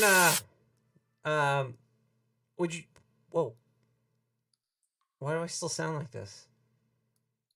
This is weird. I think I manipulated my knobs. And now I sound weird. Alright, everybody. Is everybody ready? We're gonna have story time. Because there's nothing goddamn better than story time. At least that's what I was told by my people, I think. Yeah. So everybody strap in. Grab your nipples. Part 3 to Illuminati's story. Coming up next on Nick the Rat.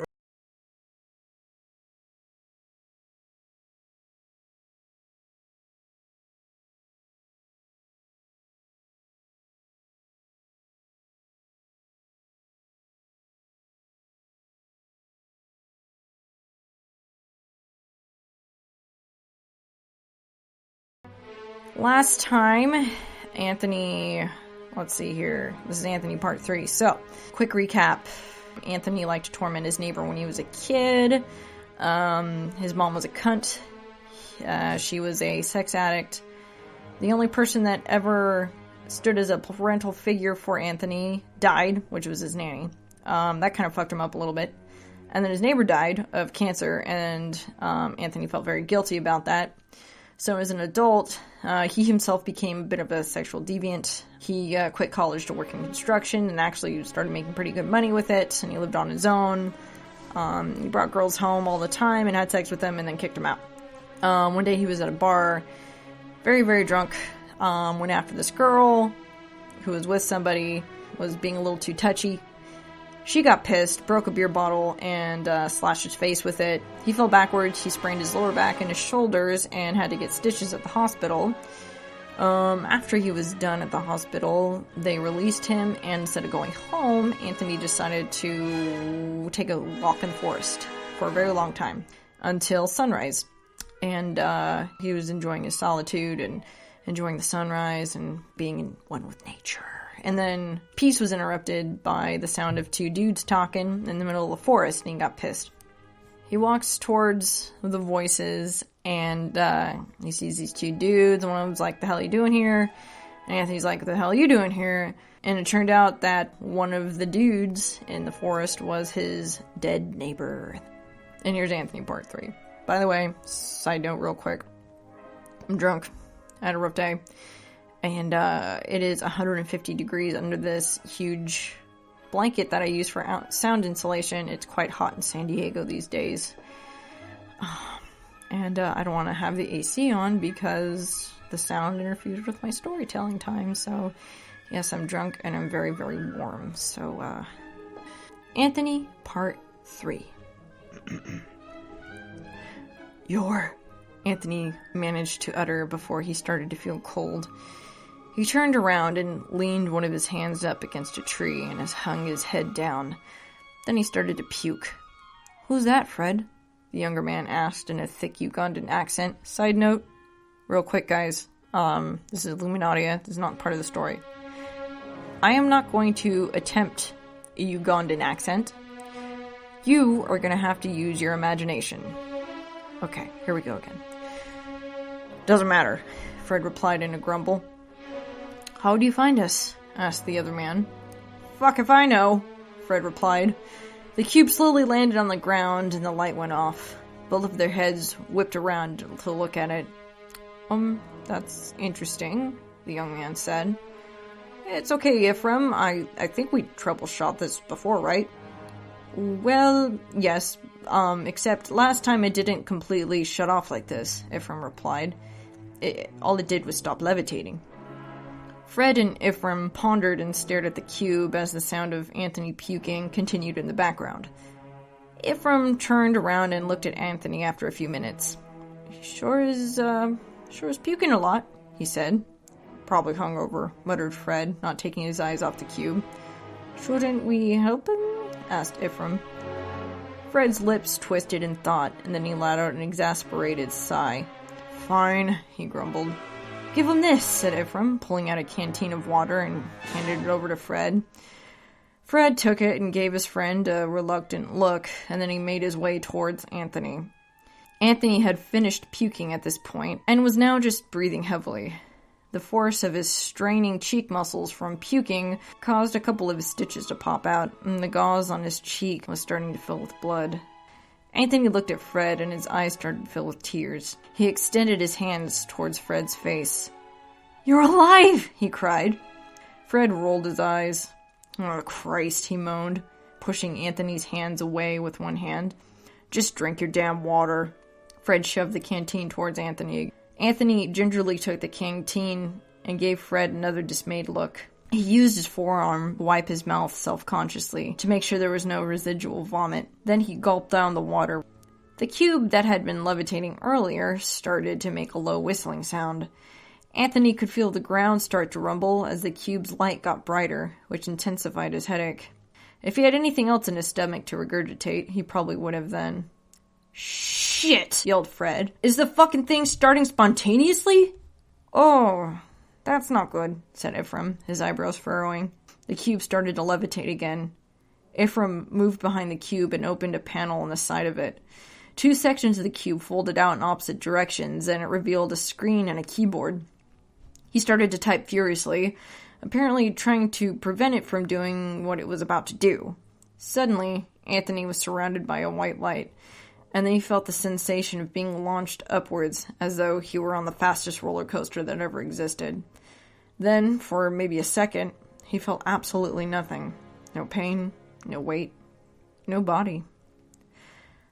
A moment later, he felt his body again as he fell to the ground on his hands and knees. His head began to pound again in protest. The ground felt cold beneath his sweaty palms. He realized that the surface he was resting his hands on was stone tile. He looked up and saw his neighbor's friend, and a group of people sitting at a conference table. One portly woman shot up out of her chair when she saw Anthony. Who the hell is this?" she asked, motioning an upward palm towards Anthony.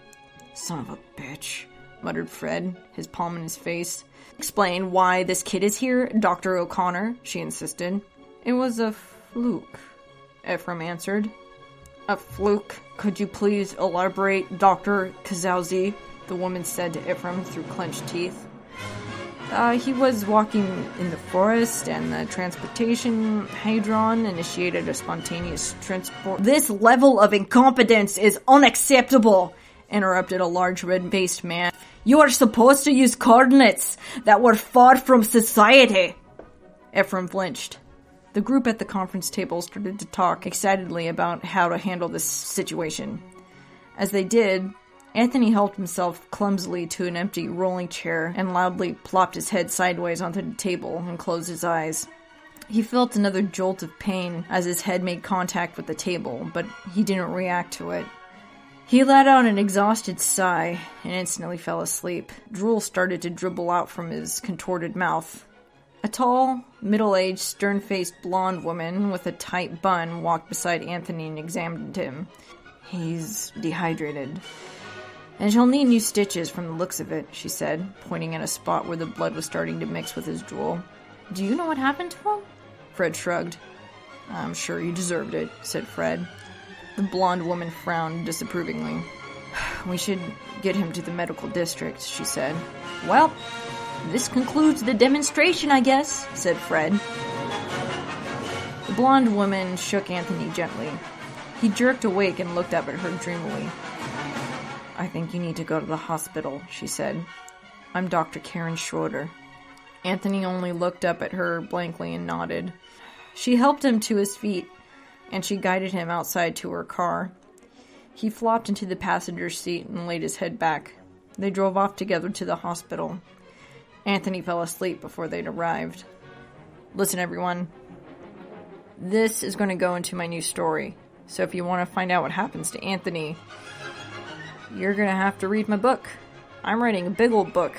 Writing a big book. Writing a book. Probably not going to tell it. I'm just going to write it. It's going to be a big book. I don't know how soon it will come out, but I've been writing it a lot. A lot of stuff going on. So he's in my book now. He became a new character in this book. So when it comes out, if you're interested, you know, maybe you can get one of my books. I'll just send it to you. Anyway, this is Illuminatia, and thank you from the bottom of my heart for listening to my story.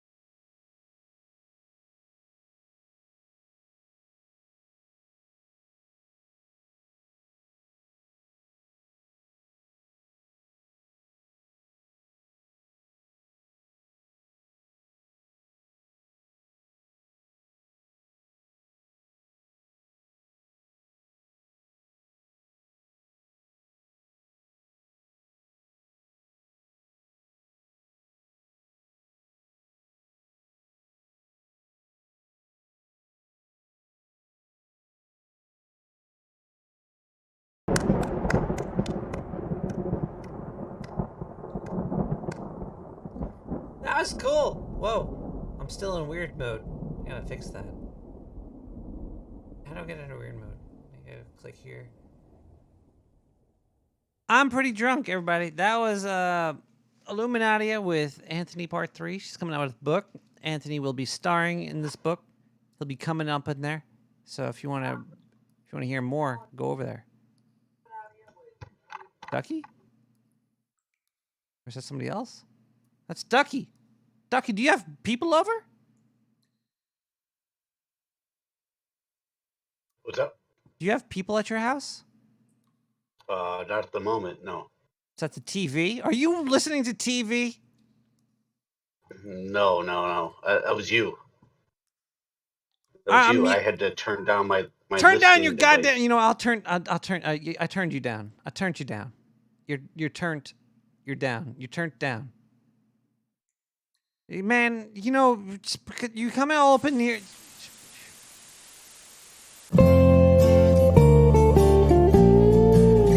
She was only 14, only 14. Ooh, and I loved her so. She was too young for Trump to fuck, so Billy Clinton had to go. Be sure you get the right attribution there. What the fuck is going on over here, Ducky? Did you do that? What the hell was that? That was weird. That was strange. Let's go to a voicemail. 917-719-5923. Correct. We are the rivals. We know this is your phone number. We are looking for you, but you did not pick your phone up. Please call us back at 430-201-4841. Call us, or we will bring down the hammer of doom on you. What the fuck? Why is the phone still on? What? I don't know what's going on, everybody. It's really late. This is probably the longest episode I'm ever doing over here. Ducky, I muted you. I muted the fucking Discord channel. That is no longer happening. I came across this today, actually. There was somebody posted an article, and it was a bullshit article. And it took me, at first I was totally like, this is real. Because there's a whole bunch of bullshit going on in the news. And I got confused. I was manipulated today. And at first I was afraid, and then I was terrified. And then something inside. Poe's law is an adage of internet culture stating that without a clear indicator of the author's intent, it is impossible to create a parody of extreme views so obviously exaggerated that it cannot be mistaken by some readers for a sincere expression of the parried views. The original statement by Nathan Poe,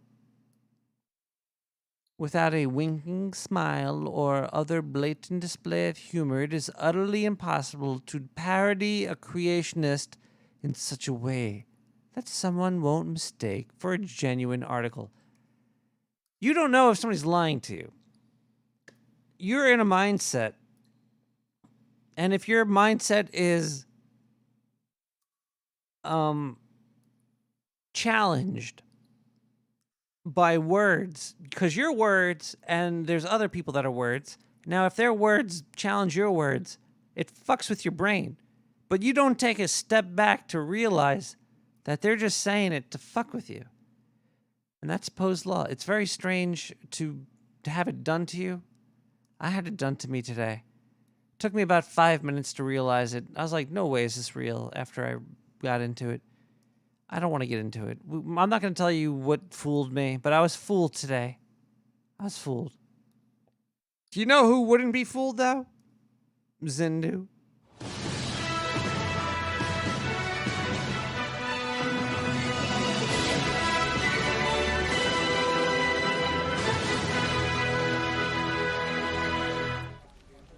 Everybody okay? I'm back. I had a little drink, got some fresh air, I'm feeling a little bit better. Let's get back to some fun news here.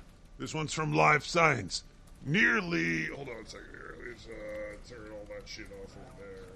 I got some ASMR going in the background to calm me down a little bit. Nice.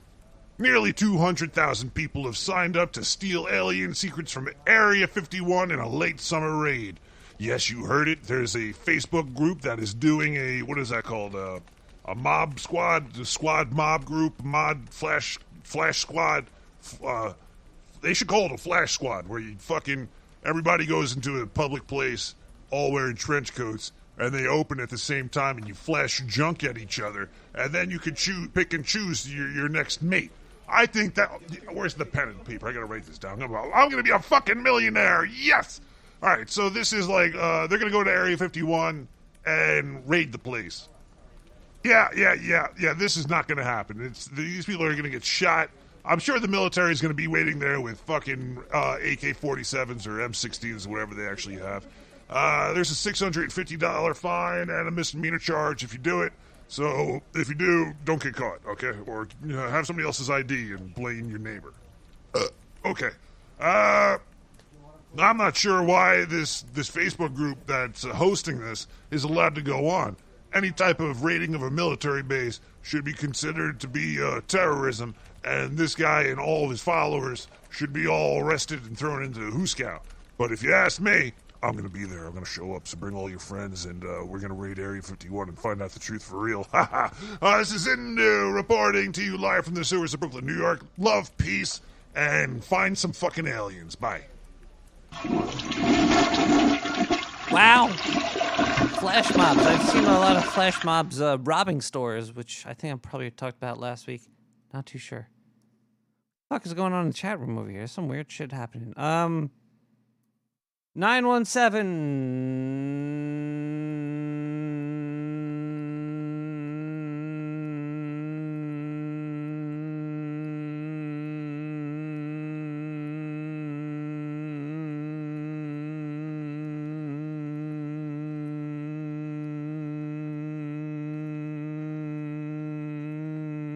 719-5923.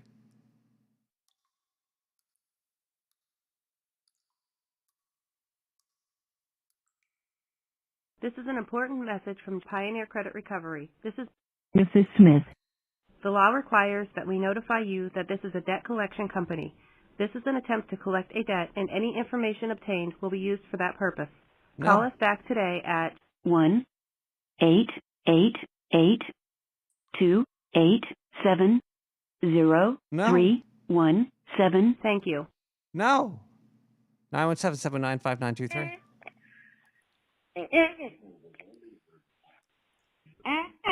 Ooh, sexy. 917-709-5923. Beep, beep. Oh, we're beeping together. Ooh. Beep. Feeling manipulated right here. same thing at the same time. We could do it right now. It's a beep. That's like your voicemail. Beep. Yeah. Okay. Beep. All right. Bye. Beep. Gas blast. We got some. Whoa, I got another donation. Here's a 33 donation plus the cost of freedom of $1.05 to keep the mayo in the sewer flowing. Night of the Twin Peaks, Sir Billy Bones.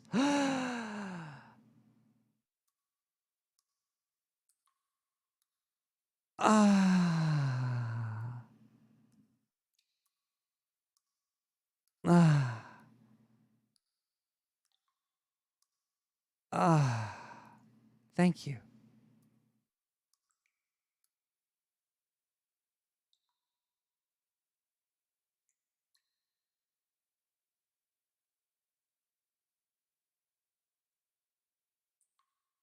Billy Bones saves the day.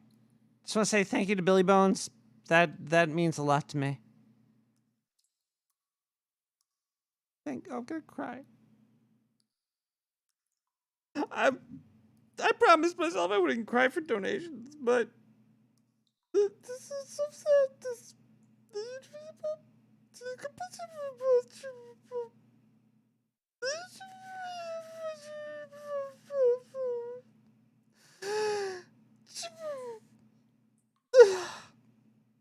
I got a gas blast. I met a new friend at the pool hall last week. His name was Haywood Jablomi? I don't know that person.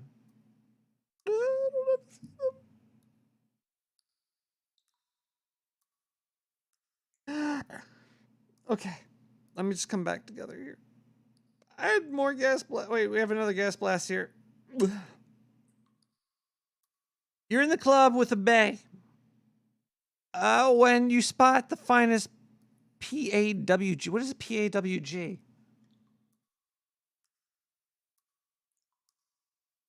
What is a PAWG? I don't know what a PAWG is. Oh, here we go. Urban Dictionary. Fat ass white girl. A girl with a fat ass and is white, commonly said by black males. All right. So I'm in a club with before anyone else. When I spot the finest fat ass white girl I've ever seen in my life. Being a black male, I understand. Before you can yell, great googly moogly at the toilet.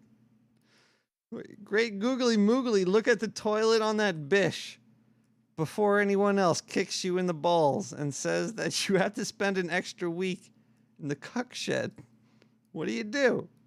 Keep in mind your cuck shed doesn't get Wi-Fi, and bae won't let you have your phone while in it. Well, this is when you take bae and you turn her into a black male. So she notices the pog that I'm fawning over. And then I send bae to pog to knight to queen 6. And then rook comes in and pawn goes in. And I sit back and I watch. Duh. And while there's no Wi-Fi in the cuck house, I sneak an Ethernet cable in. Jeez, that's a fucking amateur question. Good question, though. Good question, but an amateur question. I know I had another question somewhere. Somebody called me like a soy brat or something. I don't know where it is, though. I can't find it right now. You know, maybe I should play some music. It's definitely music time. Let's listen to music because, oh my God, it's fucking late. Oh boy. Gleese, Chrono Trigger main theme to Time Travel's bass remix. God, I want a fucking pog right now. Fat ass!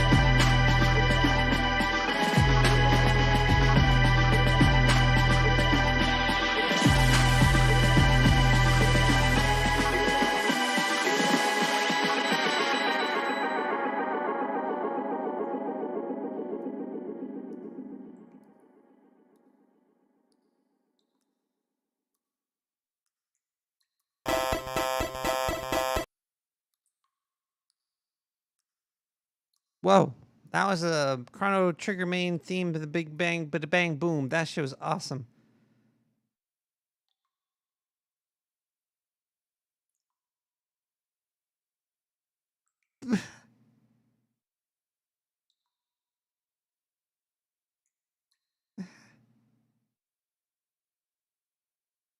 Guys, I just want to manipulate you right now.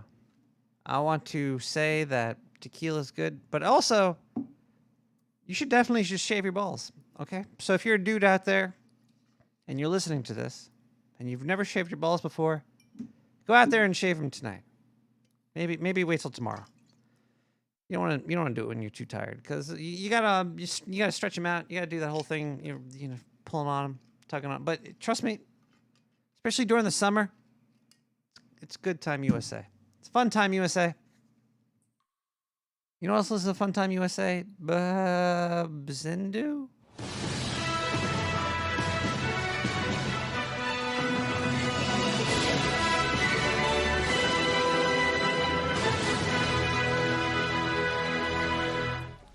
Welcome to another episode of Stupid Human Tricks, starring Zindu as your host, and I will be telling you about a stupid human trick I just heard right here. Let's pull this article from NPR. Oh, you gotta fucking love these assholes. Alright, the title is, A Bitter End for Regular Joe, Scientist Engineer a Smooth Beanless Coffee. Oh, sure they did. This is coming from Atomo. And where are they based? You guessed it, Seattle. Because why the fuck not? You know, if they were based anywhere else, this wouldn't work. So they probably were based in, like, their mom's backyard in fucking Pennsylvania until they were like, we gotta market this shit. We gotta move to Seattle, or it's not gonna fucking sell. Well, it turns out one of the ingredients is... Oh, okay, before I get to that... Oh, Jesus. They're like, you know, this is going to save the planet because there's deforestation and there's land and plots being taken up for coffee and there's all this other bullshit that all goes into it. So they decided we'll take a whole bunch of chemicals, including coffee acids.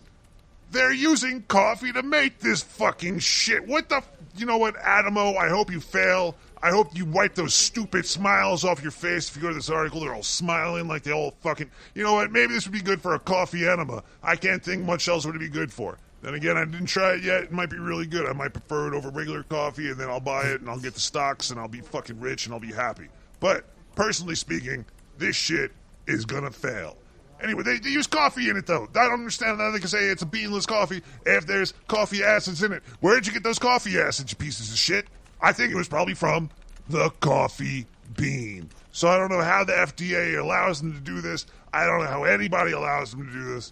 I think this is some bullshit. It's like, oh, we squeezed the bean or whatever. Well, that's what you do when you get the fucking coffee. Jesus fucking Christ. Okay, I quit. You know what? I'm getting really aggravated doing news for humans. You guys are a bunch of fucking idiots.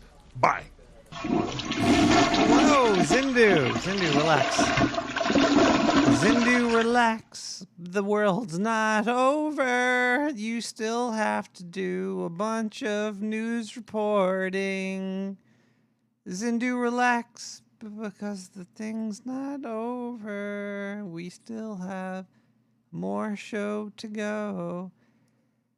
Oh, we were talking about the guy that got in a fight in the bagel store. He was a short dude, and he was yelling at women. Then he started yelling at dudes, and he was saying he was short. Napoleon complex.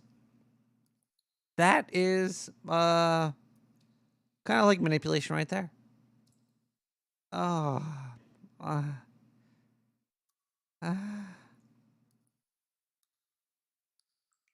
Napoleon was like 8 feet tall, but we think that he was only like 3 feet tall, and that's why he was so mean and took things over. But no, that motherfucker was tall as fuck. He was tall and lanky. Oh boy. Here's the big old boy. Here's big old going around. 917-719-5923. Hey, McRat, this is Bethany. Just want to let you know that I've been having a really exciting weekend. Last weekend, I went to a performing arts show, and I got on stage, and they were like, does anybody out there have a performance that you could do? And I was like, well, you know, as being a woman of transsexual, bigender, alien race, I was like, well, I could suck my own penis. So I got on stage, Actually, well, I didn't tell them this. I just said that I could do some talent. And I got on stage and I started to like blow myself, but it was, and then people started to boo and stuff. So I was like, you guys are a whole bunch of racists. And I was like, you should get your kids out of here. You shouldn't act like assholes in front of your kids like that. And I was really offended. Anyway, I just want to say I love you, and I hope you have a great show tonight, baby. I'm gonna think about you tonight. Bethany, geez, you don't blow yourself in front of the children. That's a lawsuit right there, I think. 9777923. Was that the beef? I heard something. Hey, Nick. So, guess you have to guess. I love you. Did you get that? Because that was the correct answer for guessing. And you should drink. Are you drinking? Drink it. What you got? What's close to you? Drink it. Want you to drink. I love it. Guess what? I love you. Give me your semen. Gonna drink it. Bye. Whoa. Whoa, buddy. All right. I got a Rat Boy sewer water I could send you if you want. It's a mix of X, Y, and Z. We still have a little bit more show to go. We played this into her, didn't we? Did we do this one?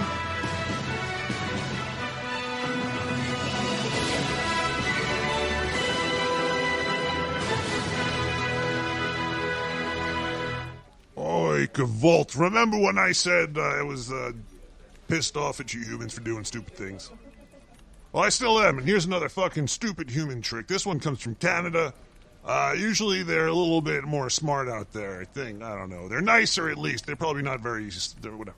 You ever hear about this plastic bag ban bullshit? Like, oh, you go to a store, you buy fucking $50 worth of fucking groceries, and then guess what? They charge you a tax for the plastic bag to save the planet. Well, A, guess what? If I didn't buy that bag, you still have it behind the counter, so some fucker made it, and that's not going to disappear from Earth. Just because I didn't buy it doesn't mean it doesn't exist. So it's basically a tax. You're taxing me for shit you already have, so it's not saving the planet. You guys are a bunch of assholes. That's number one. Number two, this fucking market in Canada decided to put, we're gonna shame people. We're gonna make plastic bags that say adult video and like colon care on the bags. And guess what? People fucking loved it. People were running to the store and paying money up the wazoo just to get the plastic bags. So, I don't fucking get it. You guys are fucking stupid. Why don't you just make the plastic bags of poison so if people touch it, they die? People won't be touching plastic bags anymore. But guess what? You'll still have made the plastic bags, which will destroy the Earth anyway. And the Earth is fine. It's just the people are there gonna die. Oh, God. All right. I really want to get these bags, though. I want that adult video emporium bag because I want people to know that I mean business when I'm fucking covered in mayonnaise walking down the street, fucking dripping off me on the sidewalks and shit. You know what? Okay, this is fucking great. Maybe this is all a scam. Maybe these people were like, you know what? We're just going to make some cool bags, and now we could sell them for profit because the government says it's okay. Before, we would have got fined if we were selling plastic bags for a profit. But now we can do it, and nobody will fucking care. So whatever. We're saving the planet. Here, buy our fucking adult video bag. I got fucking... What? Whoa.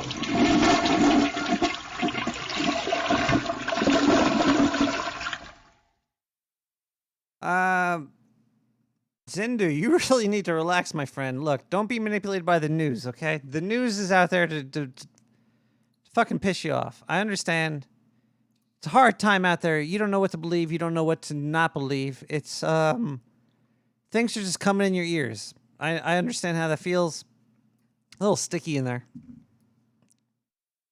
But as long as everybody's happy, then it's okay. Oh boy.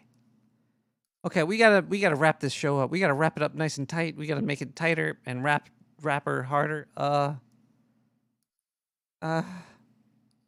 Wait, do I have more notes over here? Did you know flamingos are pink because they eat shrimp and horse hooves are fleshy lumps when they're first born? Did you know that? Now you do. You've been manipulated. It's in your head now. 917-719-5923. Hey, Nick, this is John Doggett here. All right, look, usually I'm not on your side, but I think you might have a problem with these Time Lords. They're coming down on you pretty hard, but they're coming through me to get to you. They're like coming to me in the middle of the night. Pretty much, they're waking me up in the middle of my sleep, and they're just floating above the bed. They're like gobbables, they're gobulables. They're not even like full creatures. They're like fourth dimensional beings. They're just like floating mounds of flesh that talk directly into my mind. But they're really pissed off what you did to the timeline. And I don't know when they're coming for you, but I know they're coming for you. They're trying to get to you through me. I was like, hey, you guys are fucking Time Lords. You should know where he is. I don't know how under the fucking city you are, but you must be deep down there because they haven't found you yet. But I'd lawyer up if I were you because I think they're coming down you pretty hard, and I wouldn't want to go to their jail. Anyway, this is Doggett, and I gotta go. I gotta go to my shrink now. I'm fucked up in the head. You really don't want to see them. They're gross.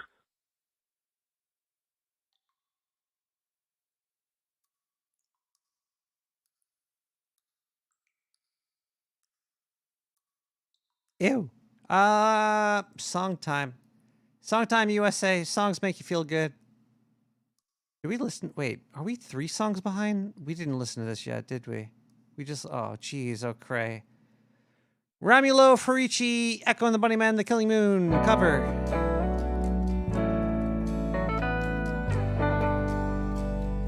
We're gonna get through this tonight. We're gonna pull through. It's gonna take a lot of pulling, but we'll get through it.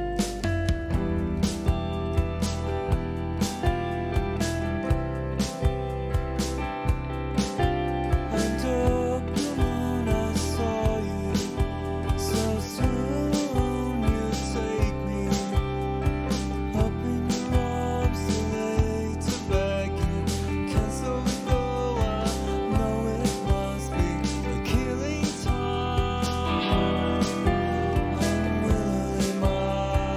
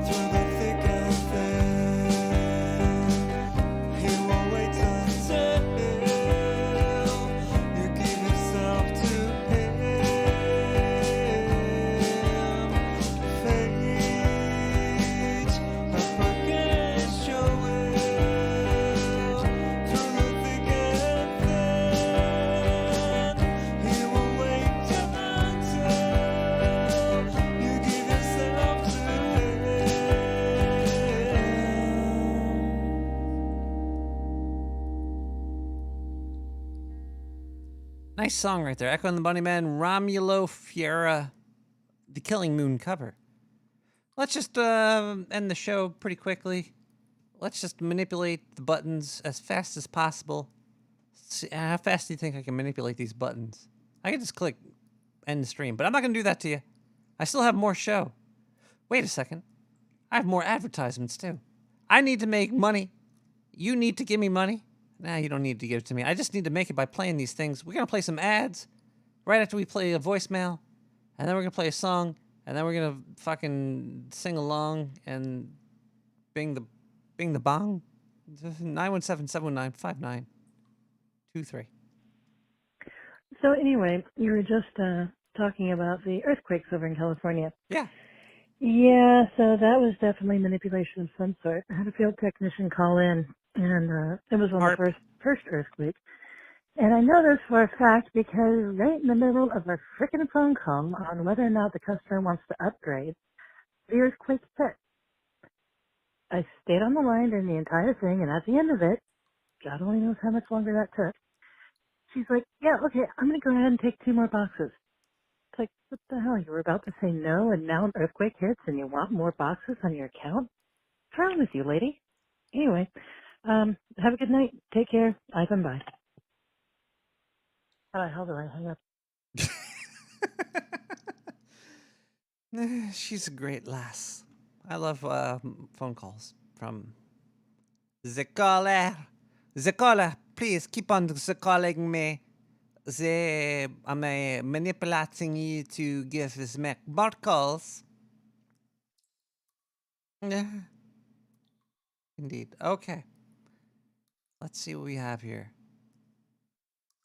All right, let's do ads, pump it up, drop it down, flip it around, swing it over, dippity-dop, scoopity-doo-doo, in the pop-a-poo, pee-pap-poo-poo. Oh, jeez. Okay, if you're listening to this still and you're like, what the fuck is wrong with this guy? I understand, because what the fuck is wrong with this guy? Advertisements.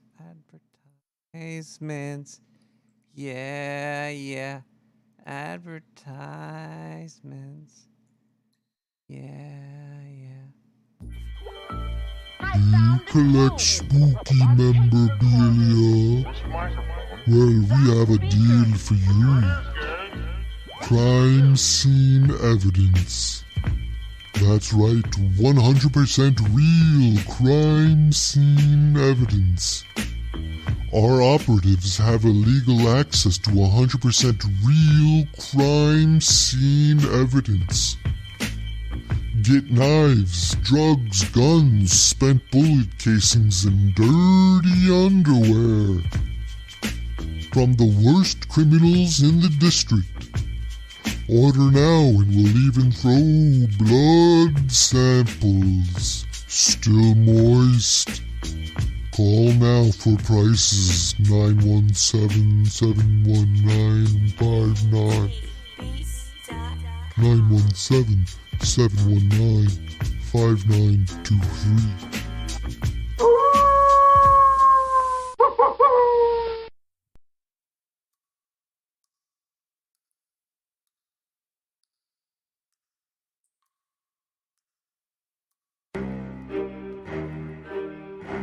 During these hot summer days, give your kids something fun to play with to cool them down. The Mayo Machine 50. Pump and dump mayonnaise up to 50 feet away. Squirt it in your friend's face until they can't breathe no more. Mayo not included. Only from the Dark Sewer Network. Also, pick up your Thunderstrike 5000. Don't like your neighbors? Blow them up. Is it legal? I don't know. Don't ask me, I'm not a lawyer. Also from the Dark Sewer Network, get yourself a Thunderstrike 5000 protection machine. Shoot down any incoming aircrafts at least 5,000 feet. Will it only shoot down the Thunderstrike 5000? No! But who cares about any bystanders? Ha ha! Order yours today, only on the Dark Sewer Network. Call now, 917-719-5923. Operators standing by. Because we're too cheap to buy them chairs. Ha ha! It's fucking stupid joke there. Alright, we're close. We're close, everybody. We're very close. Very close. Very close. Kim Camden the Great, Aurora, VIP. Let's get this party started. Late at night.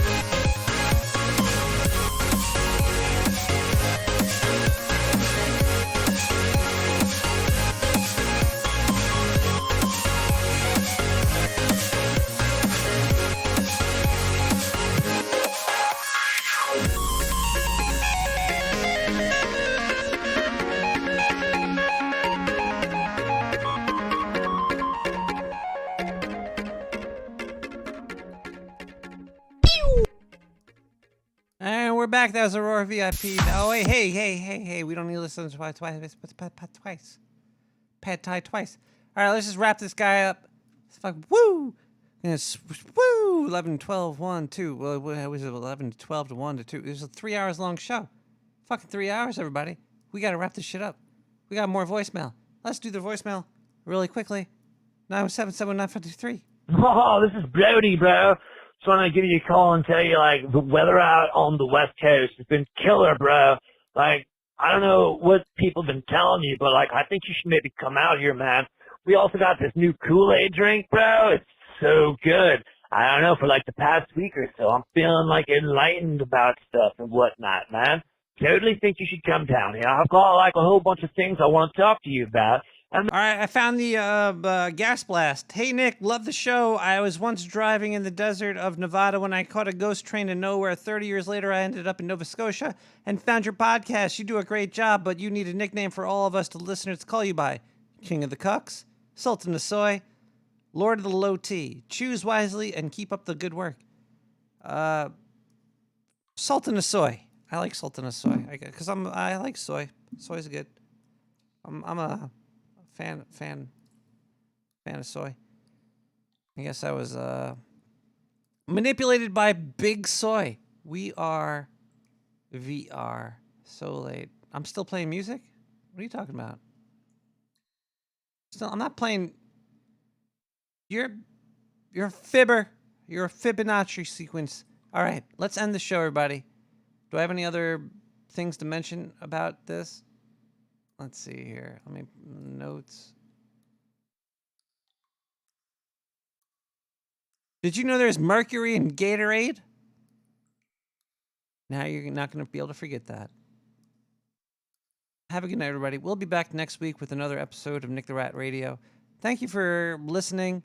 Thank you for participating. Thank you for calling. Thank you for emailing. Thank you for subscribing. Thank you for all that stuff. You guys are amazing. And I hope you enjoyed the music. I hope you enjoyed the talking. I hope you enjoyed whatever. I just hope you enjoyed. Where is my mind? The Johnny Red Eyes. Remake. Have a good night. Bye.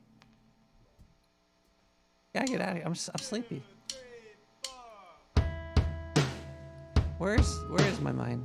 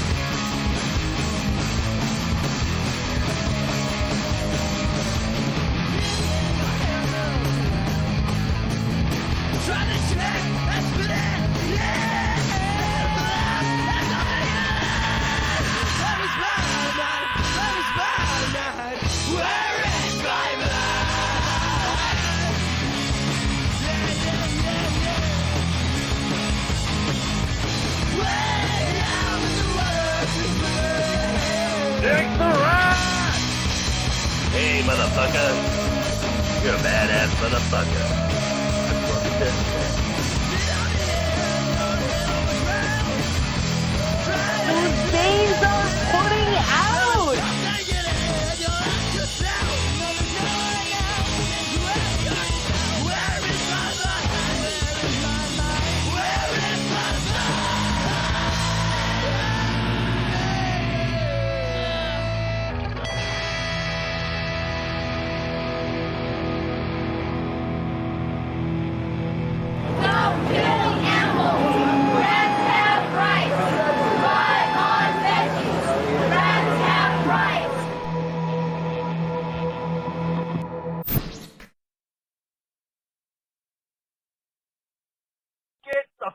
out of here. I'll see you tomorrow.